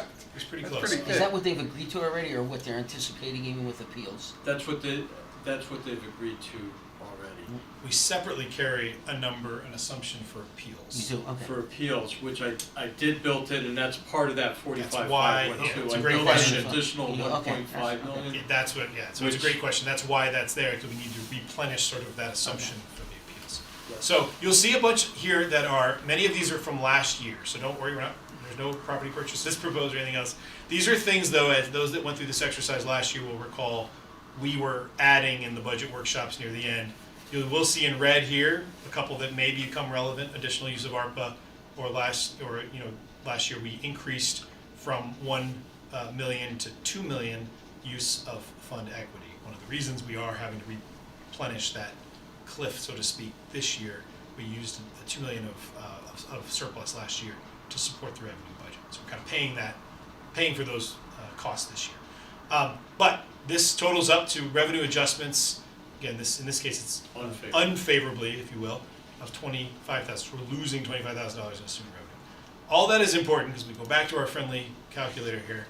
Over in this column, you will see any of those adjustments that we make on the other tabs will populate here. And then this feeds, the important cell here that's adjustable is what I call the target mill rate. So right now, I've just trued it up to exactly what's being generated. Right now, we're seeing a positive change of 37,000, a favorable change of 37,662. That actually brings us down. Again, remember, a value of a mill is about $4 million now. You see that over here, $3.9 million. So, predictably, just about $39,000 brings you exactly 1/100th of a mill down. So we've gone from 2838 to 2837. We're on our way. We're getting We're there. on our way. Feel our work here is done, and we're ready I was to. gonna say, thanks, Sean, that was So, great. Sure. All right, but what that translates to, and again, this is the most important part for that average taxpayer in an averagely valued house with 2 vehicles, that's $690 per year, or compared with their last year's average tax bill, an increase of 8.14%. So again, you can almost ignore this reduction of 6.72 mils. It used to be this formula last year would feed off that number because that was driving our adjustments to the tax bill. Again, that's more of a, just, it's a fact that it goes down to 6.72 mils, but the dollar amount is what matters. So I'll get down to the rest of this in just a second, but you know, and you'll see these are adjusted. All of these would be adjusted after any adjustments are made over here. These will automatically populate to new Board of Ed numbers, new general government numbers, and we'll talk about fund balance in just a second. But to answer the question, if we change our target mill rate to 26.24, let's just try And that. that's exactly neutral, that would mean no increase, is that what you're saying? So see, I just Yeah. entered that, and now your average tax bill increases $2 Ah. per year. It's a reduction of 8.85 mils for whatever that is worth, right? Down from Perfect, we're 35. done, now we're done, now we're done. Right, and here's the only problem, right? So Yeah. here's your revenue adjustments, or 25,000. The remaining cuts you need to make to get there is $8.43 million. 2.13 mils remaining to be cut, 8.4 million. So if we cancel our labor contracts, we're fine. Right, yeah, exactly. So again, that's basically the entire increase. And so what's really happening here, just on kind of a macro level, you'll see the challenge is, general government, and we've spent obviously a number of workshops recently going over all the town side departments. In total, those are an increase of 1.8 million when you include medical benefits and the pension numbers we just went over and everything else. Board of Education is up $5 million of the 8. Our debt service is up just under $1.8 million.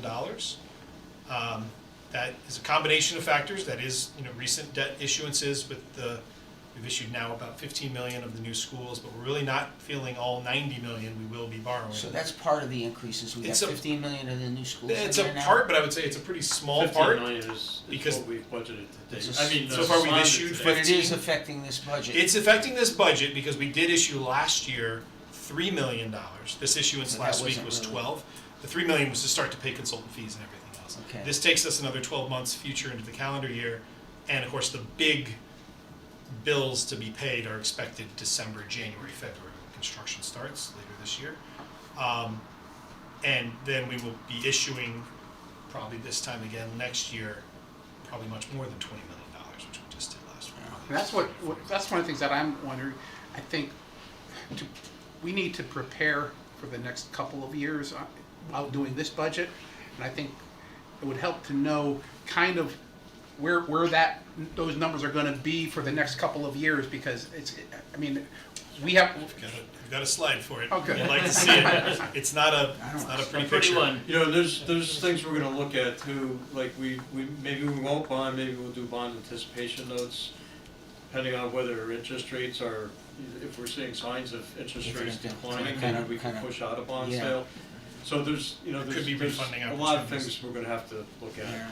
going forward. But just quickly again, and I started to say with debt service, it's a combination of new additions, but also, and I know a little bit of a broken record on this, for years as we lowered our actual, general fund supported debt service piece, we were using a lot, as high as million a year of debt service reserve and other offsetting revenues, which kind of feathered in, really dating back to the upgrades to the treatment plant a number of years ago, intended to smooth in that increase. The underlying debt service was always closer to 7 to 8 million, but we were only paying 5.9, 6.1 because we were using offsetting debt service reserves to smooth it. The problem with smoothing it is eventually you're smoothing it to the increase, right? You're eventually paying the full amount.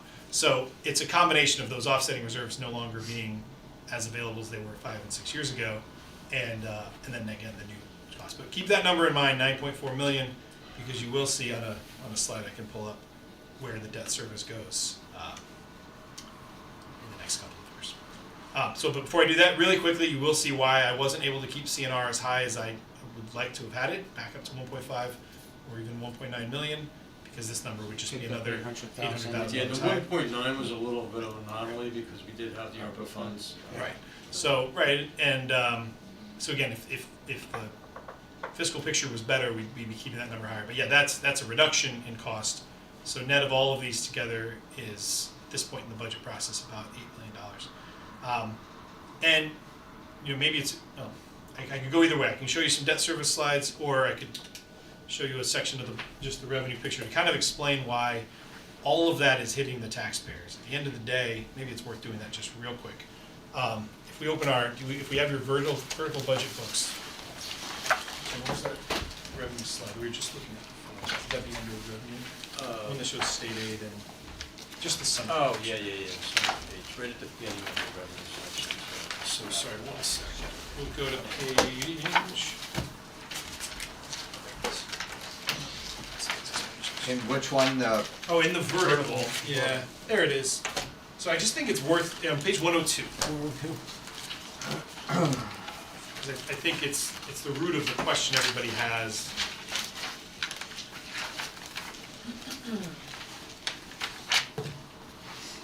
I just would point you to see where Roman numeral 2 says comparison. If you look in the far right, you see fiscal 24 adopted and fiscal 25 adopted, right? So let's ignore the first line, taxes, for a second, because that'll be where we end. But state aid goes from 16.7 million up by $600,000 to 17.3, right? So our state aid is up by 600,000. Our other revenues, a lot of that's departmental revenues and interest income, is up from 8.2 million, see the line below, Yep. to 8.6 million, pretty much around $400,000, right? So take 600,000, add 400,000, it's exactly $1 million of increased revenue. But that kind of cliff I was talking about, last year we assumed 2 million of fund equity surplus, and this year we're only assuming 1 million.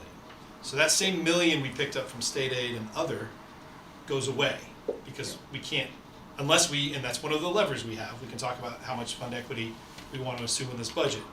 Just know this is what happens when you build the next year's budget. You've got to fill that gap. In my case, you know, we're back down to the million we typically assume. Remember, we talked about collection rates and assumed additional revenue. $1 million, we're closer to where we've traditionally budgeted, anywhere from 800,000 to $1 million. So $1 million up in those two main categories, $1 million down in the fund equity category. All that's left is taxes. And so the $8 million that this budget is changing is going on the tax levy. Last year's levy being 106 million, and this year's being 114 million. So the reason it all feels like it's coming right on the tax levy is because it is. Those two are going up, but the net of the equity is coming down.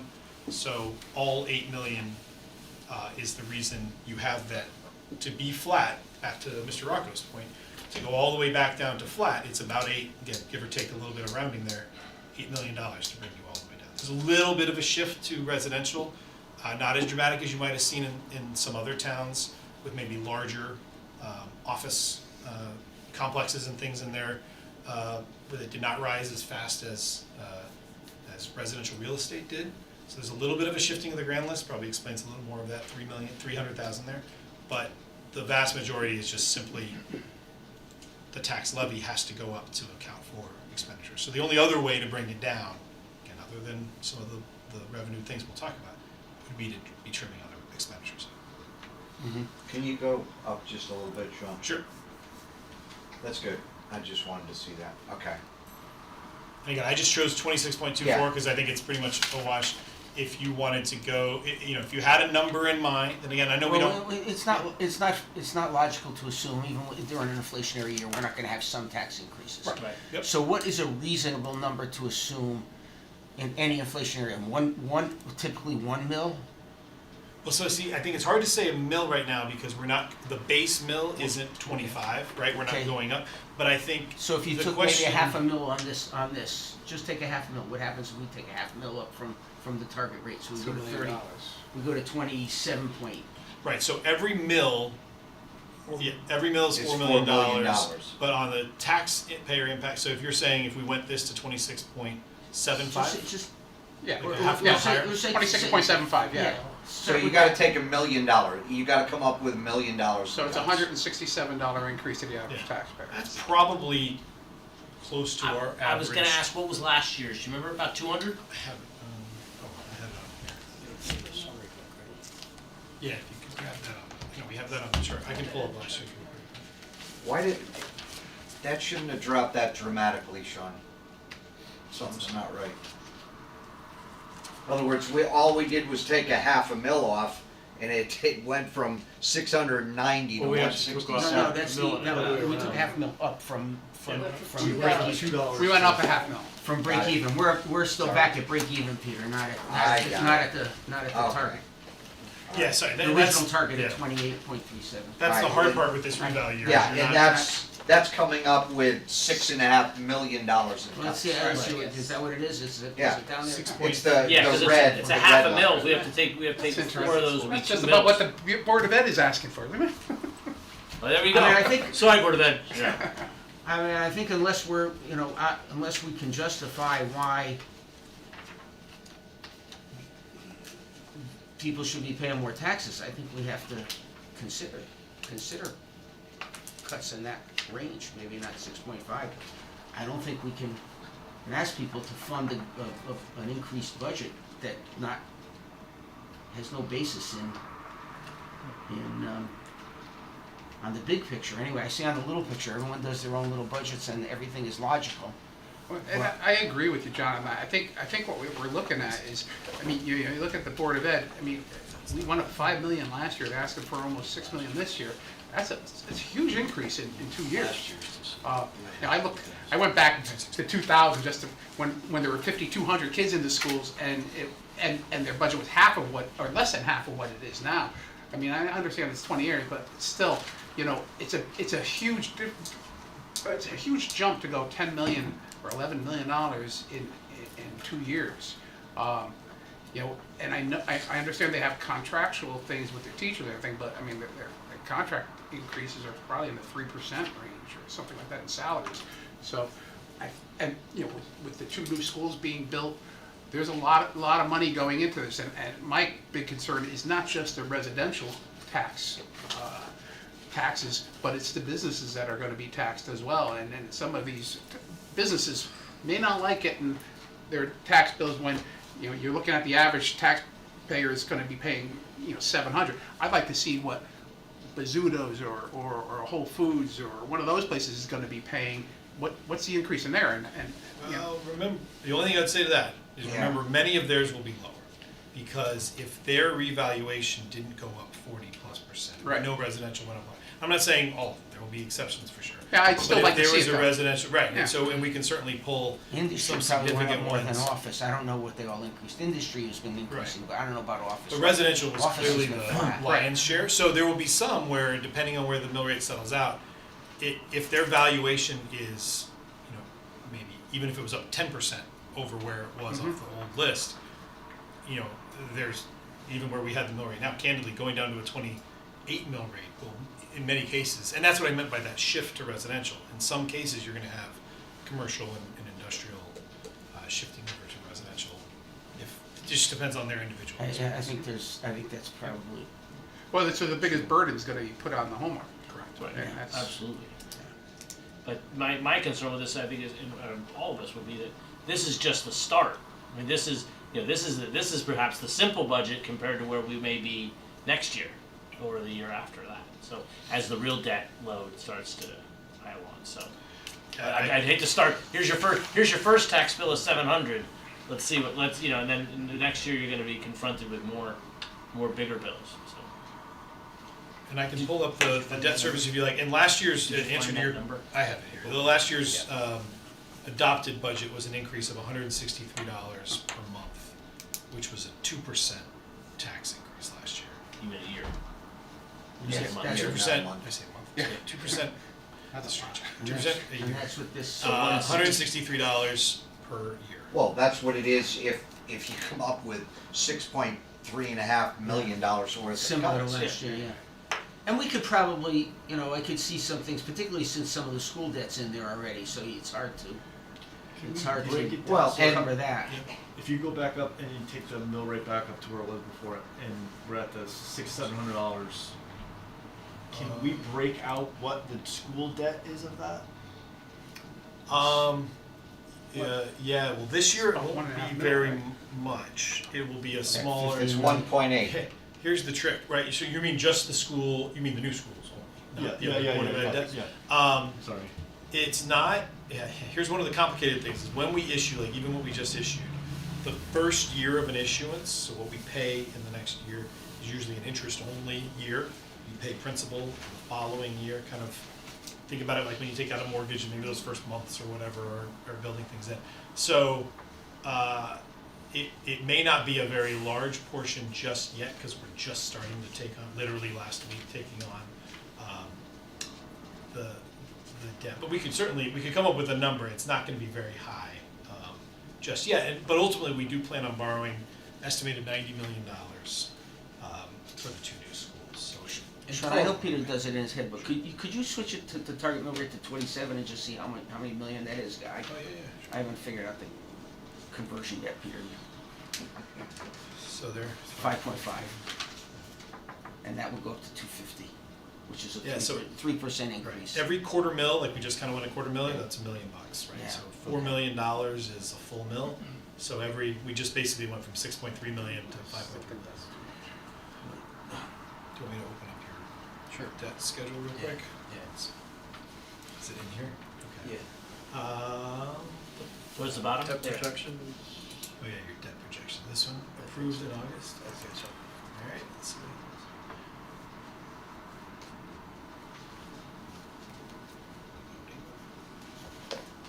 So go to schedule 2. All right, so I mean, this will be a little alarming, but take some of it with a grain of salt. But some of it is appropriately It's a lot of alarming. salt. This is that. Remember the $9.5 million I was referencing that we had in our budget. Next year, with our projections and the debt service we're just taking on, plus all other approved, so you see over these columns, this is the existing debt of when this spreadsheet was made. I know it still needs to be updated, I think, with There's gonna be there's some slight assumptions in here, but we'll go with it. changes Um, because of the actual. This is results. kind of to Greg's question, this is back when we were doing the taxpayer impact calculator pre-referendum on the two schools. We were breaking out the anticipated debt service on the schools alone. And that's what these numbers, I'm sorry, that's what these numbers are. So these, and you'll see it ratchets up in the next few years by 2028, 2029. I mean, that's annual debt service per year, paying back on 20-year borrowings. You'll be, and this will start to taper it off. You'll see it goes from 8 million, now we're out to 2034. That goes out for 20 years till that, about 22, 23 years till that's completely paid off.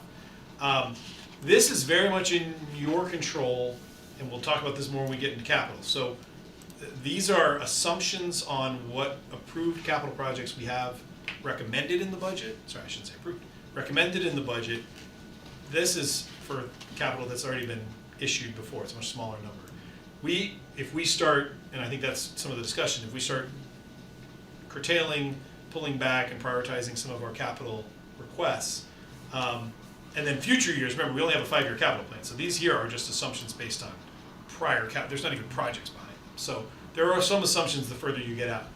But very relevantly, as we sit to plan next year's budget, that debt service line that I highlighted earlier at $9.5 million starts out the year at $12.7 million next year. It's So that's a $3 million increase just in the debt service line, followed by another $3.6 million increase in the debt service line the following year. So our debt service line that we've been used to closer to 6 to 7 million is going to find itself closer to 16 or 17 million dollars in the next few years. Again, some of that could be, you see the numbers here with the CEP, the Capital Improvement Plan projections. The more we cut those back, the smaller these numbers get. But, you know, even if they were zeroed out, and we're not gonna stop paving roads, we're not gonna stop doing certain things. You see that offsetting that total, which is generating 17, 19, and $20 million, even taking those completely out, you're still at 14 or 13 million dollars, where we've historically been at 6 to 7. So that number is adding all that up. Yeah, so these are adding from here all the way across, and then use of various reserves. I just referenced before, we used to have 2 and 3 million that, in order to get our overall debt service to the operating budget as low as possible, we used, and to smooth, debt service reserve fund was established. We put things in there like settlement with the state of Connecticut for a sewer rate dispute. And I think $3 million or so came out of that, and it was deposited into this fund and then sort of applied and smoothed over future years. So there were years where our underlying, like I was saying, debt was actually $8 to $9 million, but because we were using $3 million of reserves, it was really only felt like 6. So I say all that because it's kind of a compounding effect. It's not all the new school's fault. It's those two things combined that kind of magnify the increase. We weren't really paying in the general fund our full debt service bill, so to speak, without the use of offsetting reserves. So there still are some offsetting reserves. Often we keep this tab because when you saw Jim apply bond premium to future years and things like that, we still calculate offsetting reserves. So the 1.3 plus million premium that we just got, that's not in here yet. Yeah. That'll change these by about 65,000 or I something. used 4% on any future bonds. So, you know, to the extent if the interest rates do drop, hopefully that will help a lot. And timing too, like I said, if we delay the sale of bonds and we're able to do that, and it makes financial sense to do bond anticipation notes, which don't have a crystal ball right now, but that could have an effect on it too, as to how quickly this goes up. Town mill was 4 million, Now it is, yep. The old grand list, it was 3 million. so if you got 16 million in debt, that's 4 mills, And it's, to cover that debt service. Just for the debt, yeah, 4 mils just for the debt service. And Sean, page 133 actually shows the offsetting sources. in the summary vote. vertical. Yeah, it's What page was that? 133. I have that in the slide. Yeah, we can, I actually have one that shows the additional amount. Oh, that book, sorry. which was So, use of debt reserve, right? Yeah. Yeah, so the same slide, an updated version of what you have in your book is this slide. It's the same as what you see on that page that Arnett referenced. There used to be more columns to this. Again, there was one for the CCI prison settlement. There were some that, you know, kind of showed it a little more, because those were limited in number of years they were applied to. Yeah, we had Clean Water Fund, there were a couple of other ones. that I have were in there, yeah. footnoted as to where the funds came from at the bottom there. Right. But again, the But I did update, you know, it does have the premium for this sale in column F. Yeah, so this is last year's premium, this is this year's premium. So that, you know, that helps from our overall projections. We call those offsetting resources because it's just the nature of what you have to do with that cash as you apply it to future years and amortize it. Can we use any of the latter years and move some of that up to offset some of? You know, it's really not advisable. you can. It's a little bit of a balance. I mean, if you want to experience the true, what they call the TIC, the TIC is the true interest cost. That's that 3.34 that we received from our lowest bank bid. In order to really, because underlying that are coupons of 5%, 4% that they're going to sell in the market and do all of the things that they do with. But that's why they give us that 1.3 million. If you were, and I know you're not proposing that, but some towns maybe that aren't a AAA rated might take that 1.3 million and say, hey, 1.3, it's actual money. It's above and beyond the 20 million we issued. They gave us 21.3 million. So we asked for 20 million because we need to fund these projects, and they gave us 21.3. There are some communities that would take that, and it's very frowned upon. They'd say it's 1.3 million. Let's apply it to 1 year budget. Two problems with that. One, yes, that's a one-time revenue that you're applying to the budget, but the other problem is now you're effectively borrowing it at 5% or 4%, all those future years, those coupon rates. You're not really borrowing at 3.34. Or a couple years ago when we borrowed $12 million at 1.6, 1.5%. You take that 1.3 premium, you're really borrowing. But do you get that every year anyway? So what do you do? This is relatively, it doesn't always happen. There's been issuances where we haven't had premiums. Okay. The market's been doing this. Like the last 5 to 10 years, it's been a while where we've been in this environment. It's part of that. It's above my knowledge base, but it's the way that the banks end up making these deals and reselling the bonds. I shouldn't even mention it, but I will too. That we had done refundings over the years when interest rates are low enough where we could refund some of our older bond sales. And I do think there might be some potential, but it won't be a super big amount most likely, but that's something that could happen in the next 6 months. And I don't know, it's really depends where the interest rates go. But we can also talk, I think 1 year when we did the premium 3 years ago, we did front load just a little bit more. Again, it's not enough to balance this whole thing, but I want to say it was I'm not asking maybe to 100,000. move it all, but if you just front load a little bit of it just to help offset some of the costs. Because the others are 18 and 19. Spike, Yeah, the others are 18 and 19 years away. Yeah. The value of those dollars. We'll let the council in 20 years worry about that. Yeah. So again, we can take a look at that and maybe restructure and just propose a little bit, pick up some. I think there was a year where we did. It was 3 years ago we did. I think it was. So we have revenue projections, revenue numbers we can look at still, right? We have we have the fund balance number to consider. Yep. The $1 million we're funding this year, that brings it to 13.5%. Oh, that's a great right? Is that point. what it Yep. was? Just real quick, I actually have, because that question kept coming up in years past, I added a couple of years ago this. Sorry, I'm trying to pull back up. There it is. All right, so this kind of blue tab in the middle, and I can either print this out for folks or send it around. I've done that in years past. Really, if you just play with the yellow block here, you're good for the mill rate. You won't mess anything up. And again, and also on the expenditure side, sorry, just to show you how this works, let's say, there's a town cut. That is different than mine. A town cut of, $500,000. And there's a Board of Ed cut of sure, $1.5 million. There. So a total. You'll see that totals up down here, right? And anything else that we will build into these cells. And over here, you'll see that in column B, just another place to see the number you put.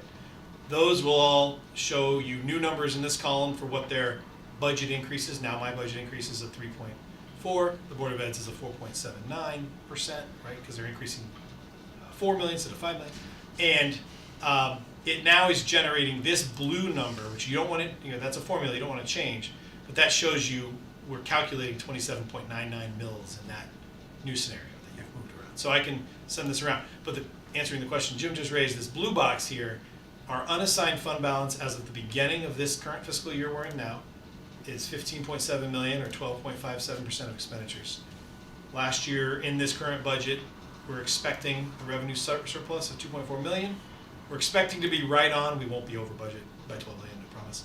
But we're expecting to be right on, that's just the projection we had, pretty much right on budget for expenditures. So that nets out to a surplus of about 2.4 million, which brings our fund balance on June 30th of this year to a projected 8.14 million before we apply whatever we talk about in this budget. That number is 13.6% of our operating budget expenditures. Follow this little arrow back up, that's the same number here. And there's the million that I'm using in my budget. You can adjust that number. And There's a then, number you like, a percentage you like that to be at for audit? We have a yeah. fund balance policy. So our fund balance policy is 10%. It's 10%. Or higher. 10%, but you've generally been higher than that? We, in recent years, we only crossed 10, And- I think, 4 or 5 years ago, I think, maybe, right around. But it used to be a policy, I think it was 8 and 925, and we moved it to 10. And again, you can put I could put a number right here, and you can see, like, if we were to use, again, I'm not proposing this, but if we were to use an additional $2 million of surplus, like we applied almost the entire surplus. 3 million, would that put the This is percentage? far away. You know, that would drop us down to 11.4%. Is that a comfortable Fund number balance. still? So from a fund balance standpoint, it's not uncomfortable. The big discomfort with that is the 3 million we're using of reserves means when you go build next year's budget, You gotta you've start, gotta find 3 you're million. starting 3 million in the hole. Remember, we've also gotta find about $1 million of car tax reimbursement that we're not gonna get again next year. So you're starting a budget almost half of this year's delta in the hole. So you're either paying for it now or you're paying for it next year. And it just depends on, So what are you gonna do, ask taxpayers to, in one way or the other, right? I mean, hit it 2 years in a does. row, or How does give them a that little affect break it? and then try and do the best you So can in next order year? I mean, to it's- affect that, what would happen is you would need that over in revenues. And you'd say additional fund equity, and you'd say a increase, right, Jim? Of 2 million. So it doesn't link to 2. It can, if I can make it link, but I didn't, for the purpose of updating this. Unfortunately, today, or this last week, this spreadsheet has been a bear to update because last year had all these, I won't belabor it, but because of the mill rate cap on cars, it screwed up all of our formulas, and nothing was straightforward. But there's the answer, and so that brings you down, in that scenario, to 27.48, which is, I think we can find some revenue increases as well, not just take it all from Yeah, cuts. So I have the new March numbers updated, so maybe next time or whatever. I mean, I think, I know, Peter, you don't wanna put too much in building permits and stuff, but I think you're being very conservative with that. And I think there's a few places we can assume, be a little bit more aggressive in revenue assumptions, I think, rather than try and do it all in cuts. Just understand too that by putting it in building permit, now, the hope is that it becomes grandless and becomes taxes, and it's a wash that way, but you're gonna have to take that building permit revenue down I understand. over the next couple of years, because that stuff dries up, so. But realistically, the building permit revenue, if it becomes grand list, the grand list could be higher than what the building permit was anyway. So I That's mean, the hope, so, yeah. No, I mean, yeah, it'll definitely be higher Yeah. over time, yeah. That commercial project in North End, I don't know what that's gonna be appraised at, but that's gonna generate some big numbers. So if you guys are looking at, what were you talking about? Taking $6 million off. I like the 27 personally, I mean, just as an objective, I think it's, Which is 3.8, 3.9? well, that's after we cut After we cut. $1.5 million. Oh. So I'll clear those out. I was just showing. it was up there. But I, So it is going back to, yeah, 6 point. It's going- But It's some we can get it's gonna be fund 6 balance, point something. some we can get out of the Board of Education, some we can get out of general When government, some you we can say- add to general government. when you guys say some we can, what are you guys thinking for a Board of Ed cut? I think $1.5 million. Yeah. I think it's way too high. there's a lot of smoke and mirrors in the Board of Education budget, in my opinion. So, there's a lot of charts that reflect desirable outcomes or desirable facts that support the board's position. I think we've gotta ask them to be a little bit more conservative. I mean, we're gonna be looking at a lot of education spending over the next 3 years, and I think we should be asking them to work harder at trying to help.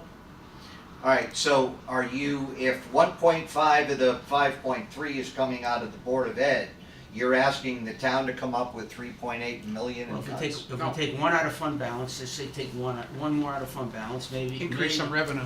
Maybe $500,000 in revenue, half a million out of the government.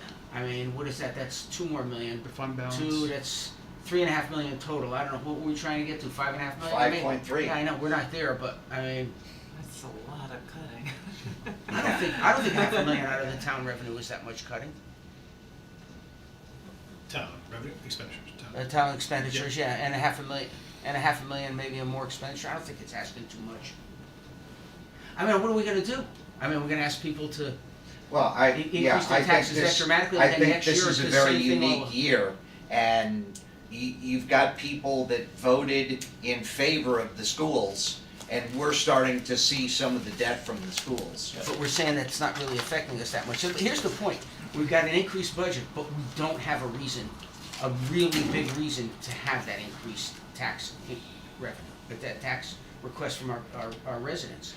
I mean, what has changed so dramatically in this 1 year that causes our taxes for our residents to go up four times more than they would have normally? I don't see anything that dramatic. Now, maybe 1.5 times, maybe 2 times, because we've got some of the school debt in there, and there's no question, there's inflation. Well, I was gonna say, we're inheriting all that inflation. I mean, I'm seeing that at my own institution right now. We're inheriting if you see all those tech costs, we're inheriting all of that inflation.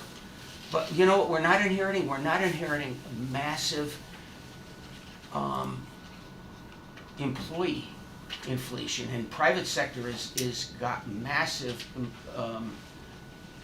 increases in employee salaries and things that are leveled out here in the But government. we've seen the medical, so. Well, the medical is different. I'm talking about salaries. They're more consistent with previous years here because they're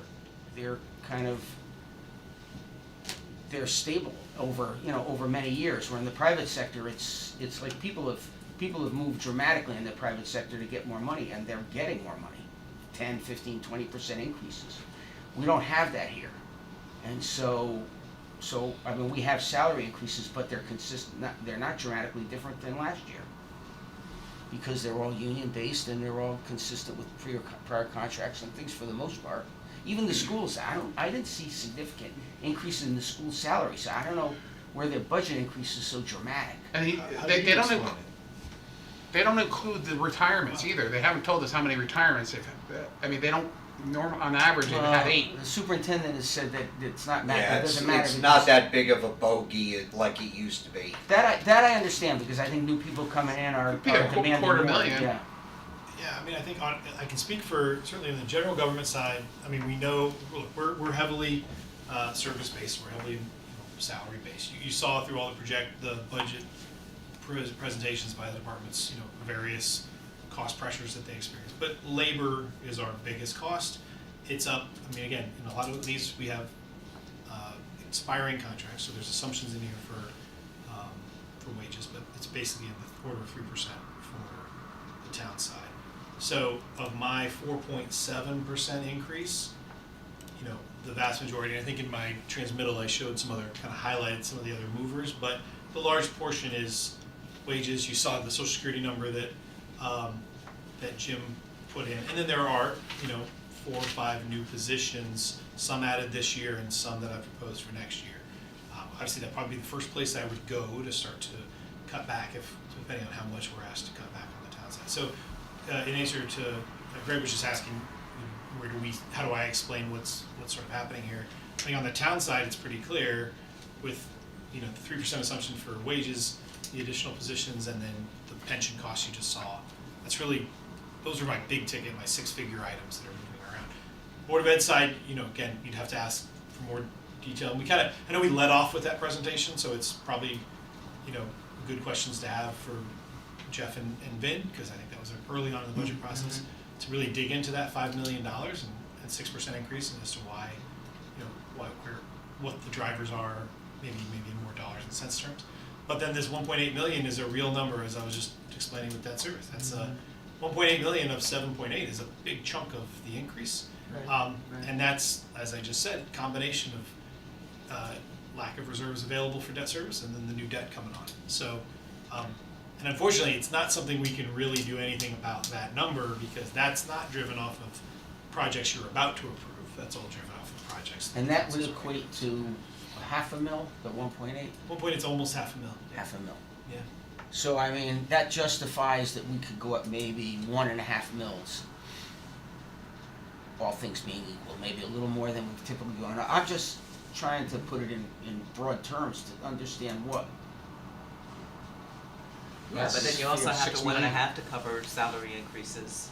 No, but that's every year.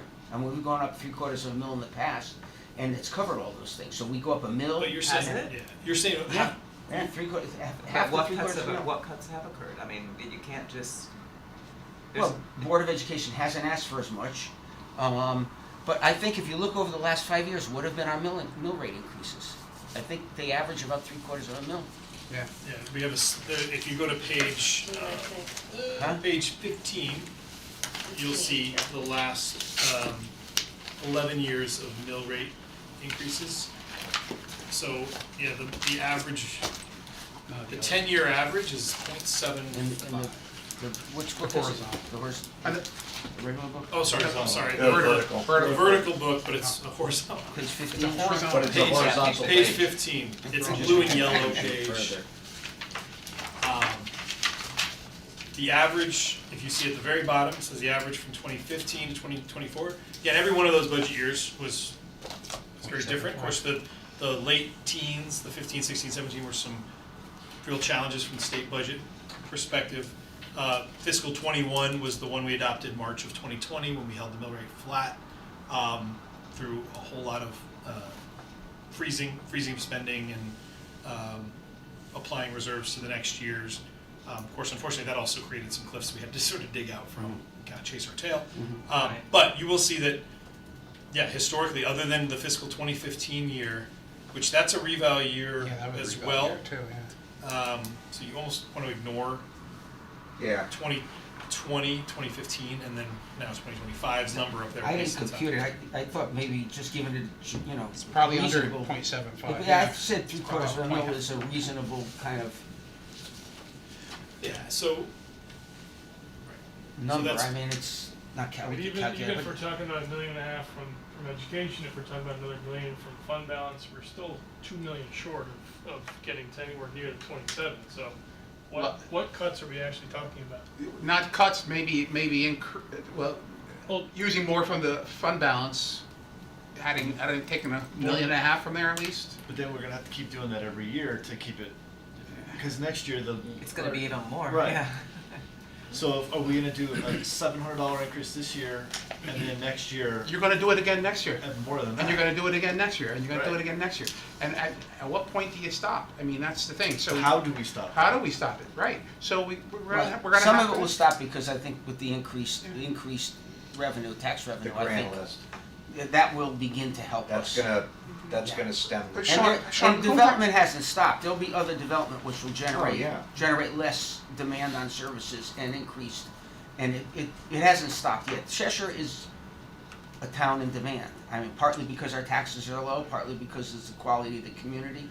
Well, And- that's, And it's been, it's noticed now. People know, hey, Cheshire's here. Well, I didn't realize Cheshire was there. All of a sudden, people notice. So it won't stop. Hopefully, we'll get some good industrial development and some other development supported by the residential growth of young people and other people that will go into some of the new types of housing that will be able to support those businesses. But going back to the general fund, I mean, I think this is not. Fund balance. This is not. It's or the fund funded. balance, and I It's- think, I think we could take more than $1 million. I think we could take more than $1 million. I think that would be next year, that would not be this year. If we're gonna be looking at helping to reduce that spike, I it's agree. not this year, it's next year. But there's no justification for the massive tax increase this year. There's really none. There's none other than looking at all the details that everybody presented.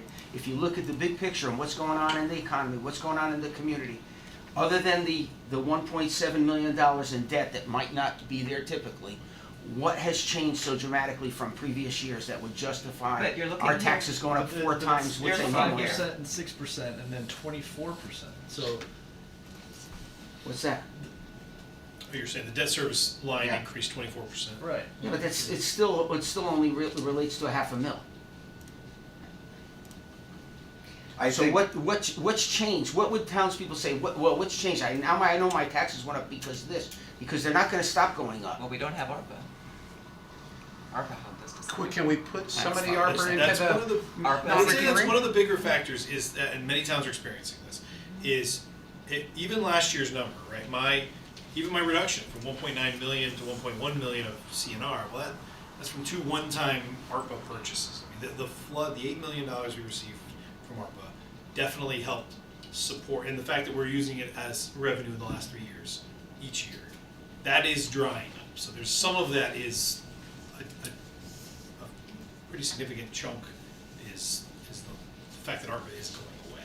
So it does explain some of it. It doesn't explain the whole picture. I totally understand that, but it's a I mean, we never It's got everything that much together. ARPA. I mean, some communities got millions and millions of dollars ARPA. We didn't get that much. We kind of used it sparingly at best, I could and pull used that- it for we used it for Well, the it's park 1.5 and other yeah, things. Board of Ed medical trust fund, but Yeah. 2 million was for the parks. the Yeah. parks. So Yeah. that didn't really We change tried, our budget yeah. per se. It just helped us accomplish But things. we have used like 400,000 or 500,000 a year for several years. And we put some in the non-recurring, right? There was- But we do have some left, and we're not applying it here at all.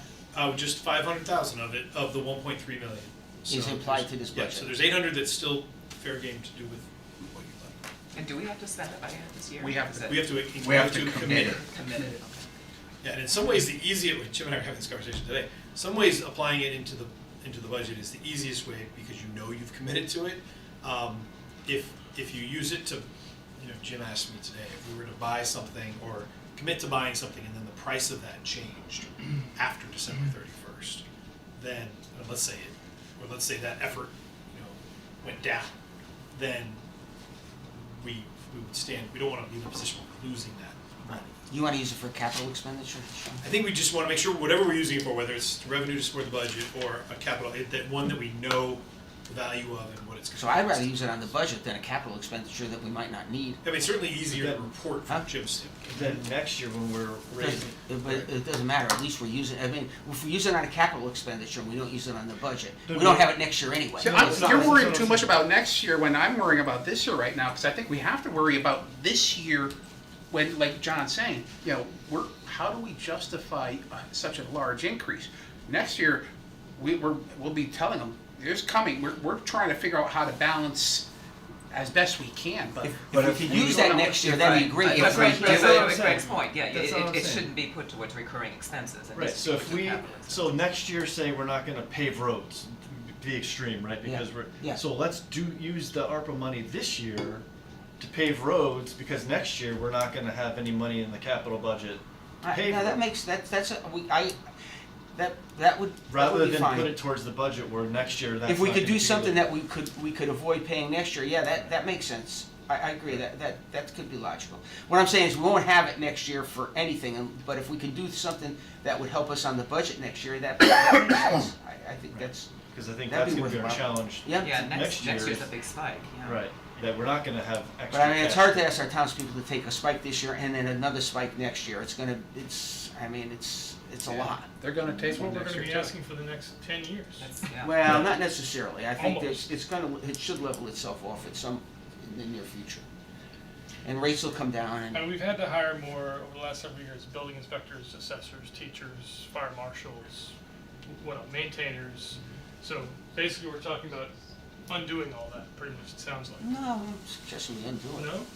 Do we know what You're the looking at a impact $2 million for hole here. teachers and things like that could be for the new schools? Like, Those things were that's all gonna here be last another year, huge Jim, expense, and right? we survived with, you know, 3/4 Yeah, of but a we mil didn't have increase. we didn't have the higher insurance costs, we didn't have all these other. There were other all these costs. We didn't have costs. the expansion in Harlem, and now we have, yeah, so I mean, things have changed.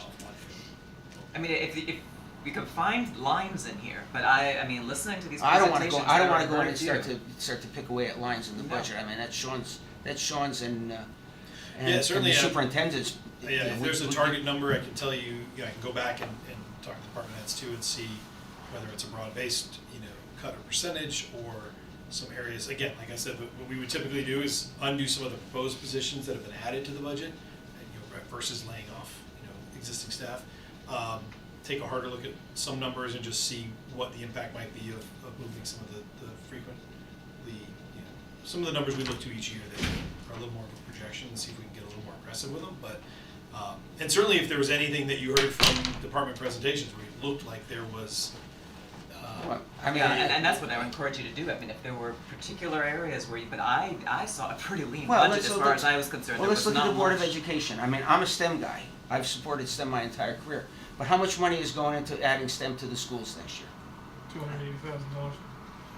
I thought it was more like $500,000. I don't think so. I thought the number they said was I mean, if maybe they'll decide that they can't do it, or they'll do it in some different way, if we tell them they don't have as much money. I mean, I just think we can't micromanage the budgets, but I think we have to to a certain degree, we have to manage what we ask from our townspeople. Sure, and again, my role would be to make sure that whatever we recommend, I'm happy to go back and whatever the target cut we're asked to find is. I want to make sure you know what that is, obviously, so we can communicate what the impact of the cut would be. Just Yeah, I borrowing think that's seems to have shown up here for awfully late on a Monday night. On my way home, it's tax night. It is tax night. I got our return. He's got his uniform He was on. bored. But listening to the meeting, and I This said, is- wow, this is live. it's a I bad- couldn't tell if you were live. It's a bad time to walk in. This is what you decided to do. This is what you decided to do for fun. Unless you could solve the problem for us, it's a I bad have time. some things that I didn't hear you guys talk about. I've only heard the last 15, 20 minutes. But I know you've looked at it, I mean, if it's Yeah. all right, Yeah. if David has some suggestions, I'd love to hear them. some questions to ask. Have you done a casting of what you expect the revenue to be from the development? What year you expect how much to come in? Because that, if you know that you're gonna get 2 million in revenue from the new development in 3 years and then 4 million in 5 years, I know there's a percentage we get and a percentage that stays in the TIF, but we can also take what we want as well as a town. That's gonna allow you to decide how much you wanna use of the fund balance. I started hearing when you were talking about fund balance. You've gotta take a minimum of $1 million more because you took 2 million last year. Right. You can't take less than $1 million more. But you've also got 3 percentage points more than you need. And that's been building up for this purpose, as Peter was saying, this is now when you're starting to get the debt service. And it was purposely done this way. It was purposely done with this extra money there, knowing that this year and next year, some of the fund balance are gonna have to come down to the 11% or so. That's a reasonable number. In order to, because it's gonna be replaced by the revenue partly from the north end. So if you've done your casting of when the revenue's gonna start coming in from the north end, you know what you can Well, take either. Sean said there's about 3 million you're projecting from the north end. I'm 3 million calculating. this year? No, when it's For a built couple out. of years, But three the 300 units of residential will be done and occupied this year, I bet. And those have got to generate about 1.8 million in taxes alone. I can't think they'll be less than $6,000-7,000 a unit. What did you figure? I can, let me go find the. And those are under construction and they're gonna occur. The commercial, who knows if they'll go fast or not? But I think that'll be a big number. I just don't know what that is offhand. I don't know what the. But a large part of that goes into the TIF. But what's it? 50% goes to the TIF, or how much percent? 70, 75%. And it 75. reduces how much per year? Well, it goes right, it goes into the TIF, and the first thing we have to do is pay back the CEA, Credit Management Agreement. So that's after. And the 25% goes into a town fund, which you can use, you could pull that back into the general fund.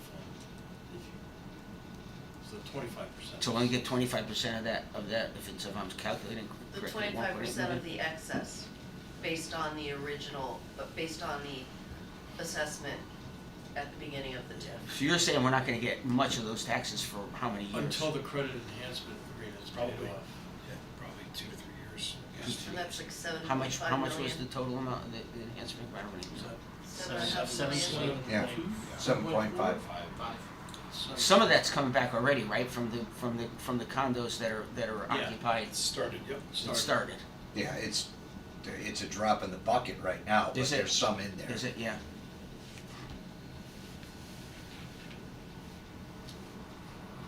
Any other development in town doesn't have any tax relief to it, so that we'll get direct return from there. Right, that's a good point. There's a lot of other things Well, you got besides- 50 units up the street that are besides under the construction, joint those will be done this year. Those might be a little more. That's 375. I mean, it'll add up. Might not be 5 million.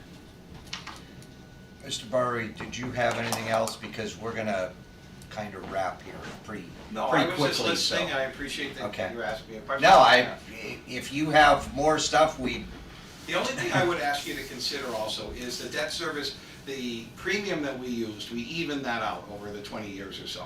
Yep. That might not be a reasonable thing to do if you know that the debt service increases are front-loaded. You may want to pull some of that in a little bit also. I mean, if you're trying to get to $5 million, $1 million, so give the board that $4 million more, so you're cutting $1 million, take $1.5 million more from debt service, or, from fund balance or so. Town side, 300, 500,000, revenue enhancements from your departments, 400, 500,000, you're getting pretty close to that. I mean, I heard you talking about some of it, and you were close, but that Yeah, we're still changing short. the We're debt still short, service, but- changing that debt service and pulling some of that premium early, because we are gonna have the tax revenue increases from the development, might make sense, because now's when your big debt service hits are, not 20 years from now, which is when you're still taking some of that $250,000 a year. Just some thoughts. yep, Thank you. appreciate it. Do you have a couple $1 million you could just give us? Yeah. That's probably $500,000 just there, that premium thing. The one point I want to make off of something that Mr. Mylone said earlier was, you said Cheshire is very attractive because we have such a low mill rate. And you're right. And maybe we've been artificially low for too long a period of time. And you look at Hamden. Hamden is what, 50 plus for a mill rate? Yeah, that's right. And we're talking about ours being, going up to 27? But no one is doing anything in Hamden because the projects won't pencil because of the mill rate. I'm starting a deal in Hamden right now. If we don't get tax relief, we're gonna walk away from the deal. It's just that simple. So that's what happens when you get to town. We don't want to look at Hamden as an example. They're struggling. I mean, Well, just because they're next door, but I think if you looked at the other towns around us, I don't think anybody's carrying a 27 mill rate. oh, what's North Haven at now? North Haven. I suspect North Haven's pretty low. Don't you have still. those on a playing card thing? Yeah. According to this, it says right at 32.65. There you go. North Haven? When is their assessment? I mean, it's all kinds of, when their assessments are. Well, yeah, Anyway. So are we. So, Yeah. my point only was that we've got a pretty low mill rate. So we're over what we normally try to go by 45 minutes, so here's what I would ask. Sean, if you could, take, you and Jim and Gina and Garnett and the gang, take a look at revenue numbers. And this would be for Thursday night. Take a look at revenue numbers and what you think we could squeeze out revenue-wise. Take a look at expenditures and maybe put together a list of, depending on how deep we go, what it would look like depending on the severity of cuts. I've got some ideas I want to flesh out for Thursday night with fund balance, debt service, some of those things with ARPA that I'll discuss in detail on Thursday once I have my thoughts in line. We probably should see if Jeff and/or Vinny is available to attend Thursday night. So they have a Board of Ed meeting that night, I know that, Okay. because they've moved They were gonna be in Chambers, they're now over at Humiston. Okay. For a 7:30, so. I think it's Do they I need could check. both of them for a BOE? I'm not sure. I can ask them either way, because I think our workshop is at 6:30. It is. We've had this Okay. happen once before. I think And they theirs came is early. at 7? I think theirs is 7:30. 7:30? Yeah, there's- Okay. 7:30, so they Alright, are, so actually, if you maybe have them for the first half yeah, hour. if you would make that contact and I don't know find their out, schedule, but I'll ask. even if we could get them for a half hour or 40 minutes Yep. up front before they had to leave. Yep. I think that's it. Anything else from Can anybody? you send that? Yeah, to us? I'll send this around. calculator. I'm just putting this yellow square back to 2837. Yep. Just Yeah. to see where the overall impact of what we've actually done. Feel free to move those around as you see. Yeah, If you have any 'cause questions on it. that's as we sit here right It's as now. it kind of started the meeting, yeah. Yep. I will save it and I will send it around tonight. And, yes, I'll do that, Jess. Got some- All right, and with that, I'll call for a motion to adjourn. So moved. Second. All in favor?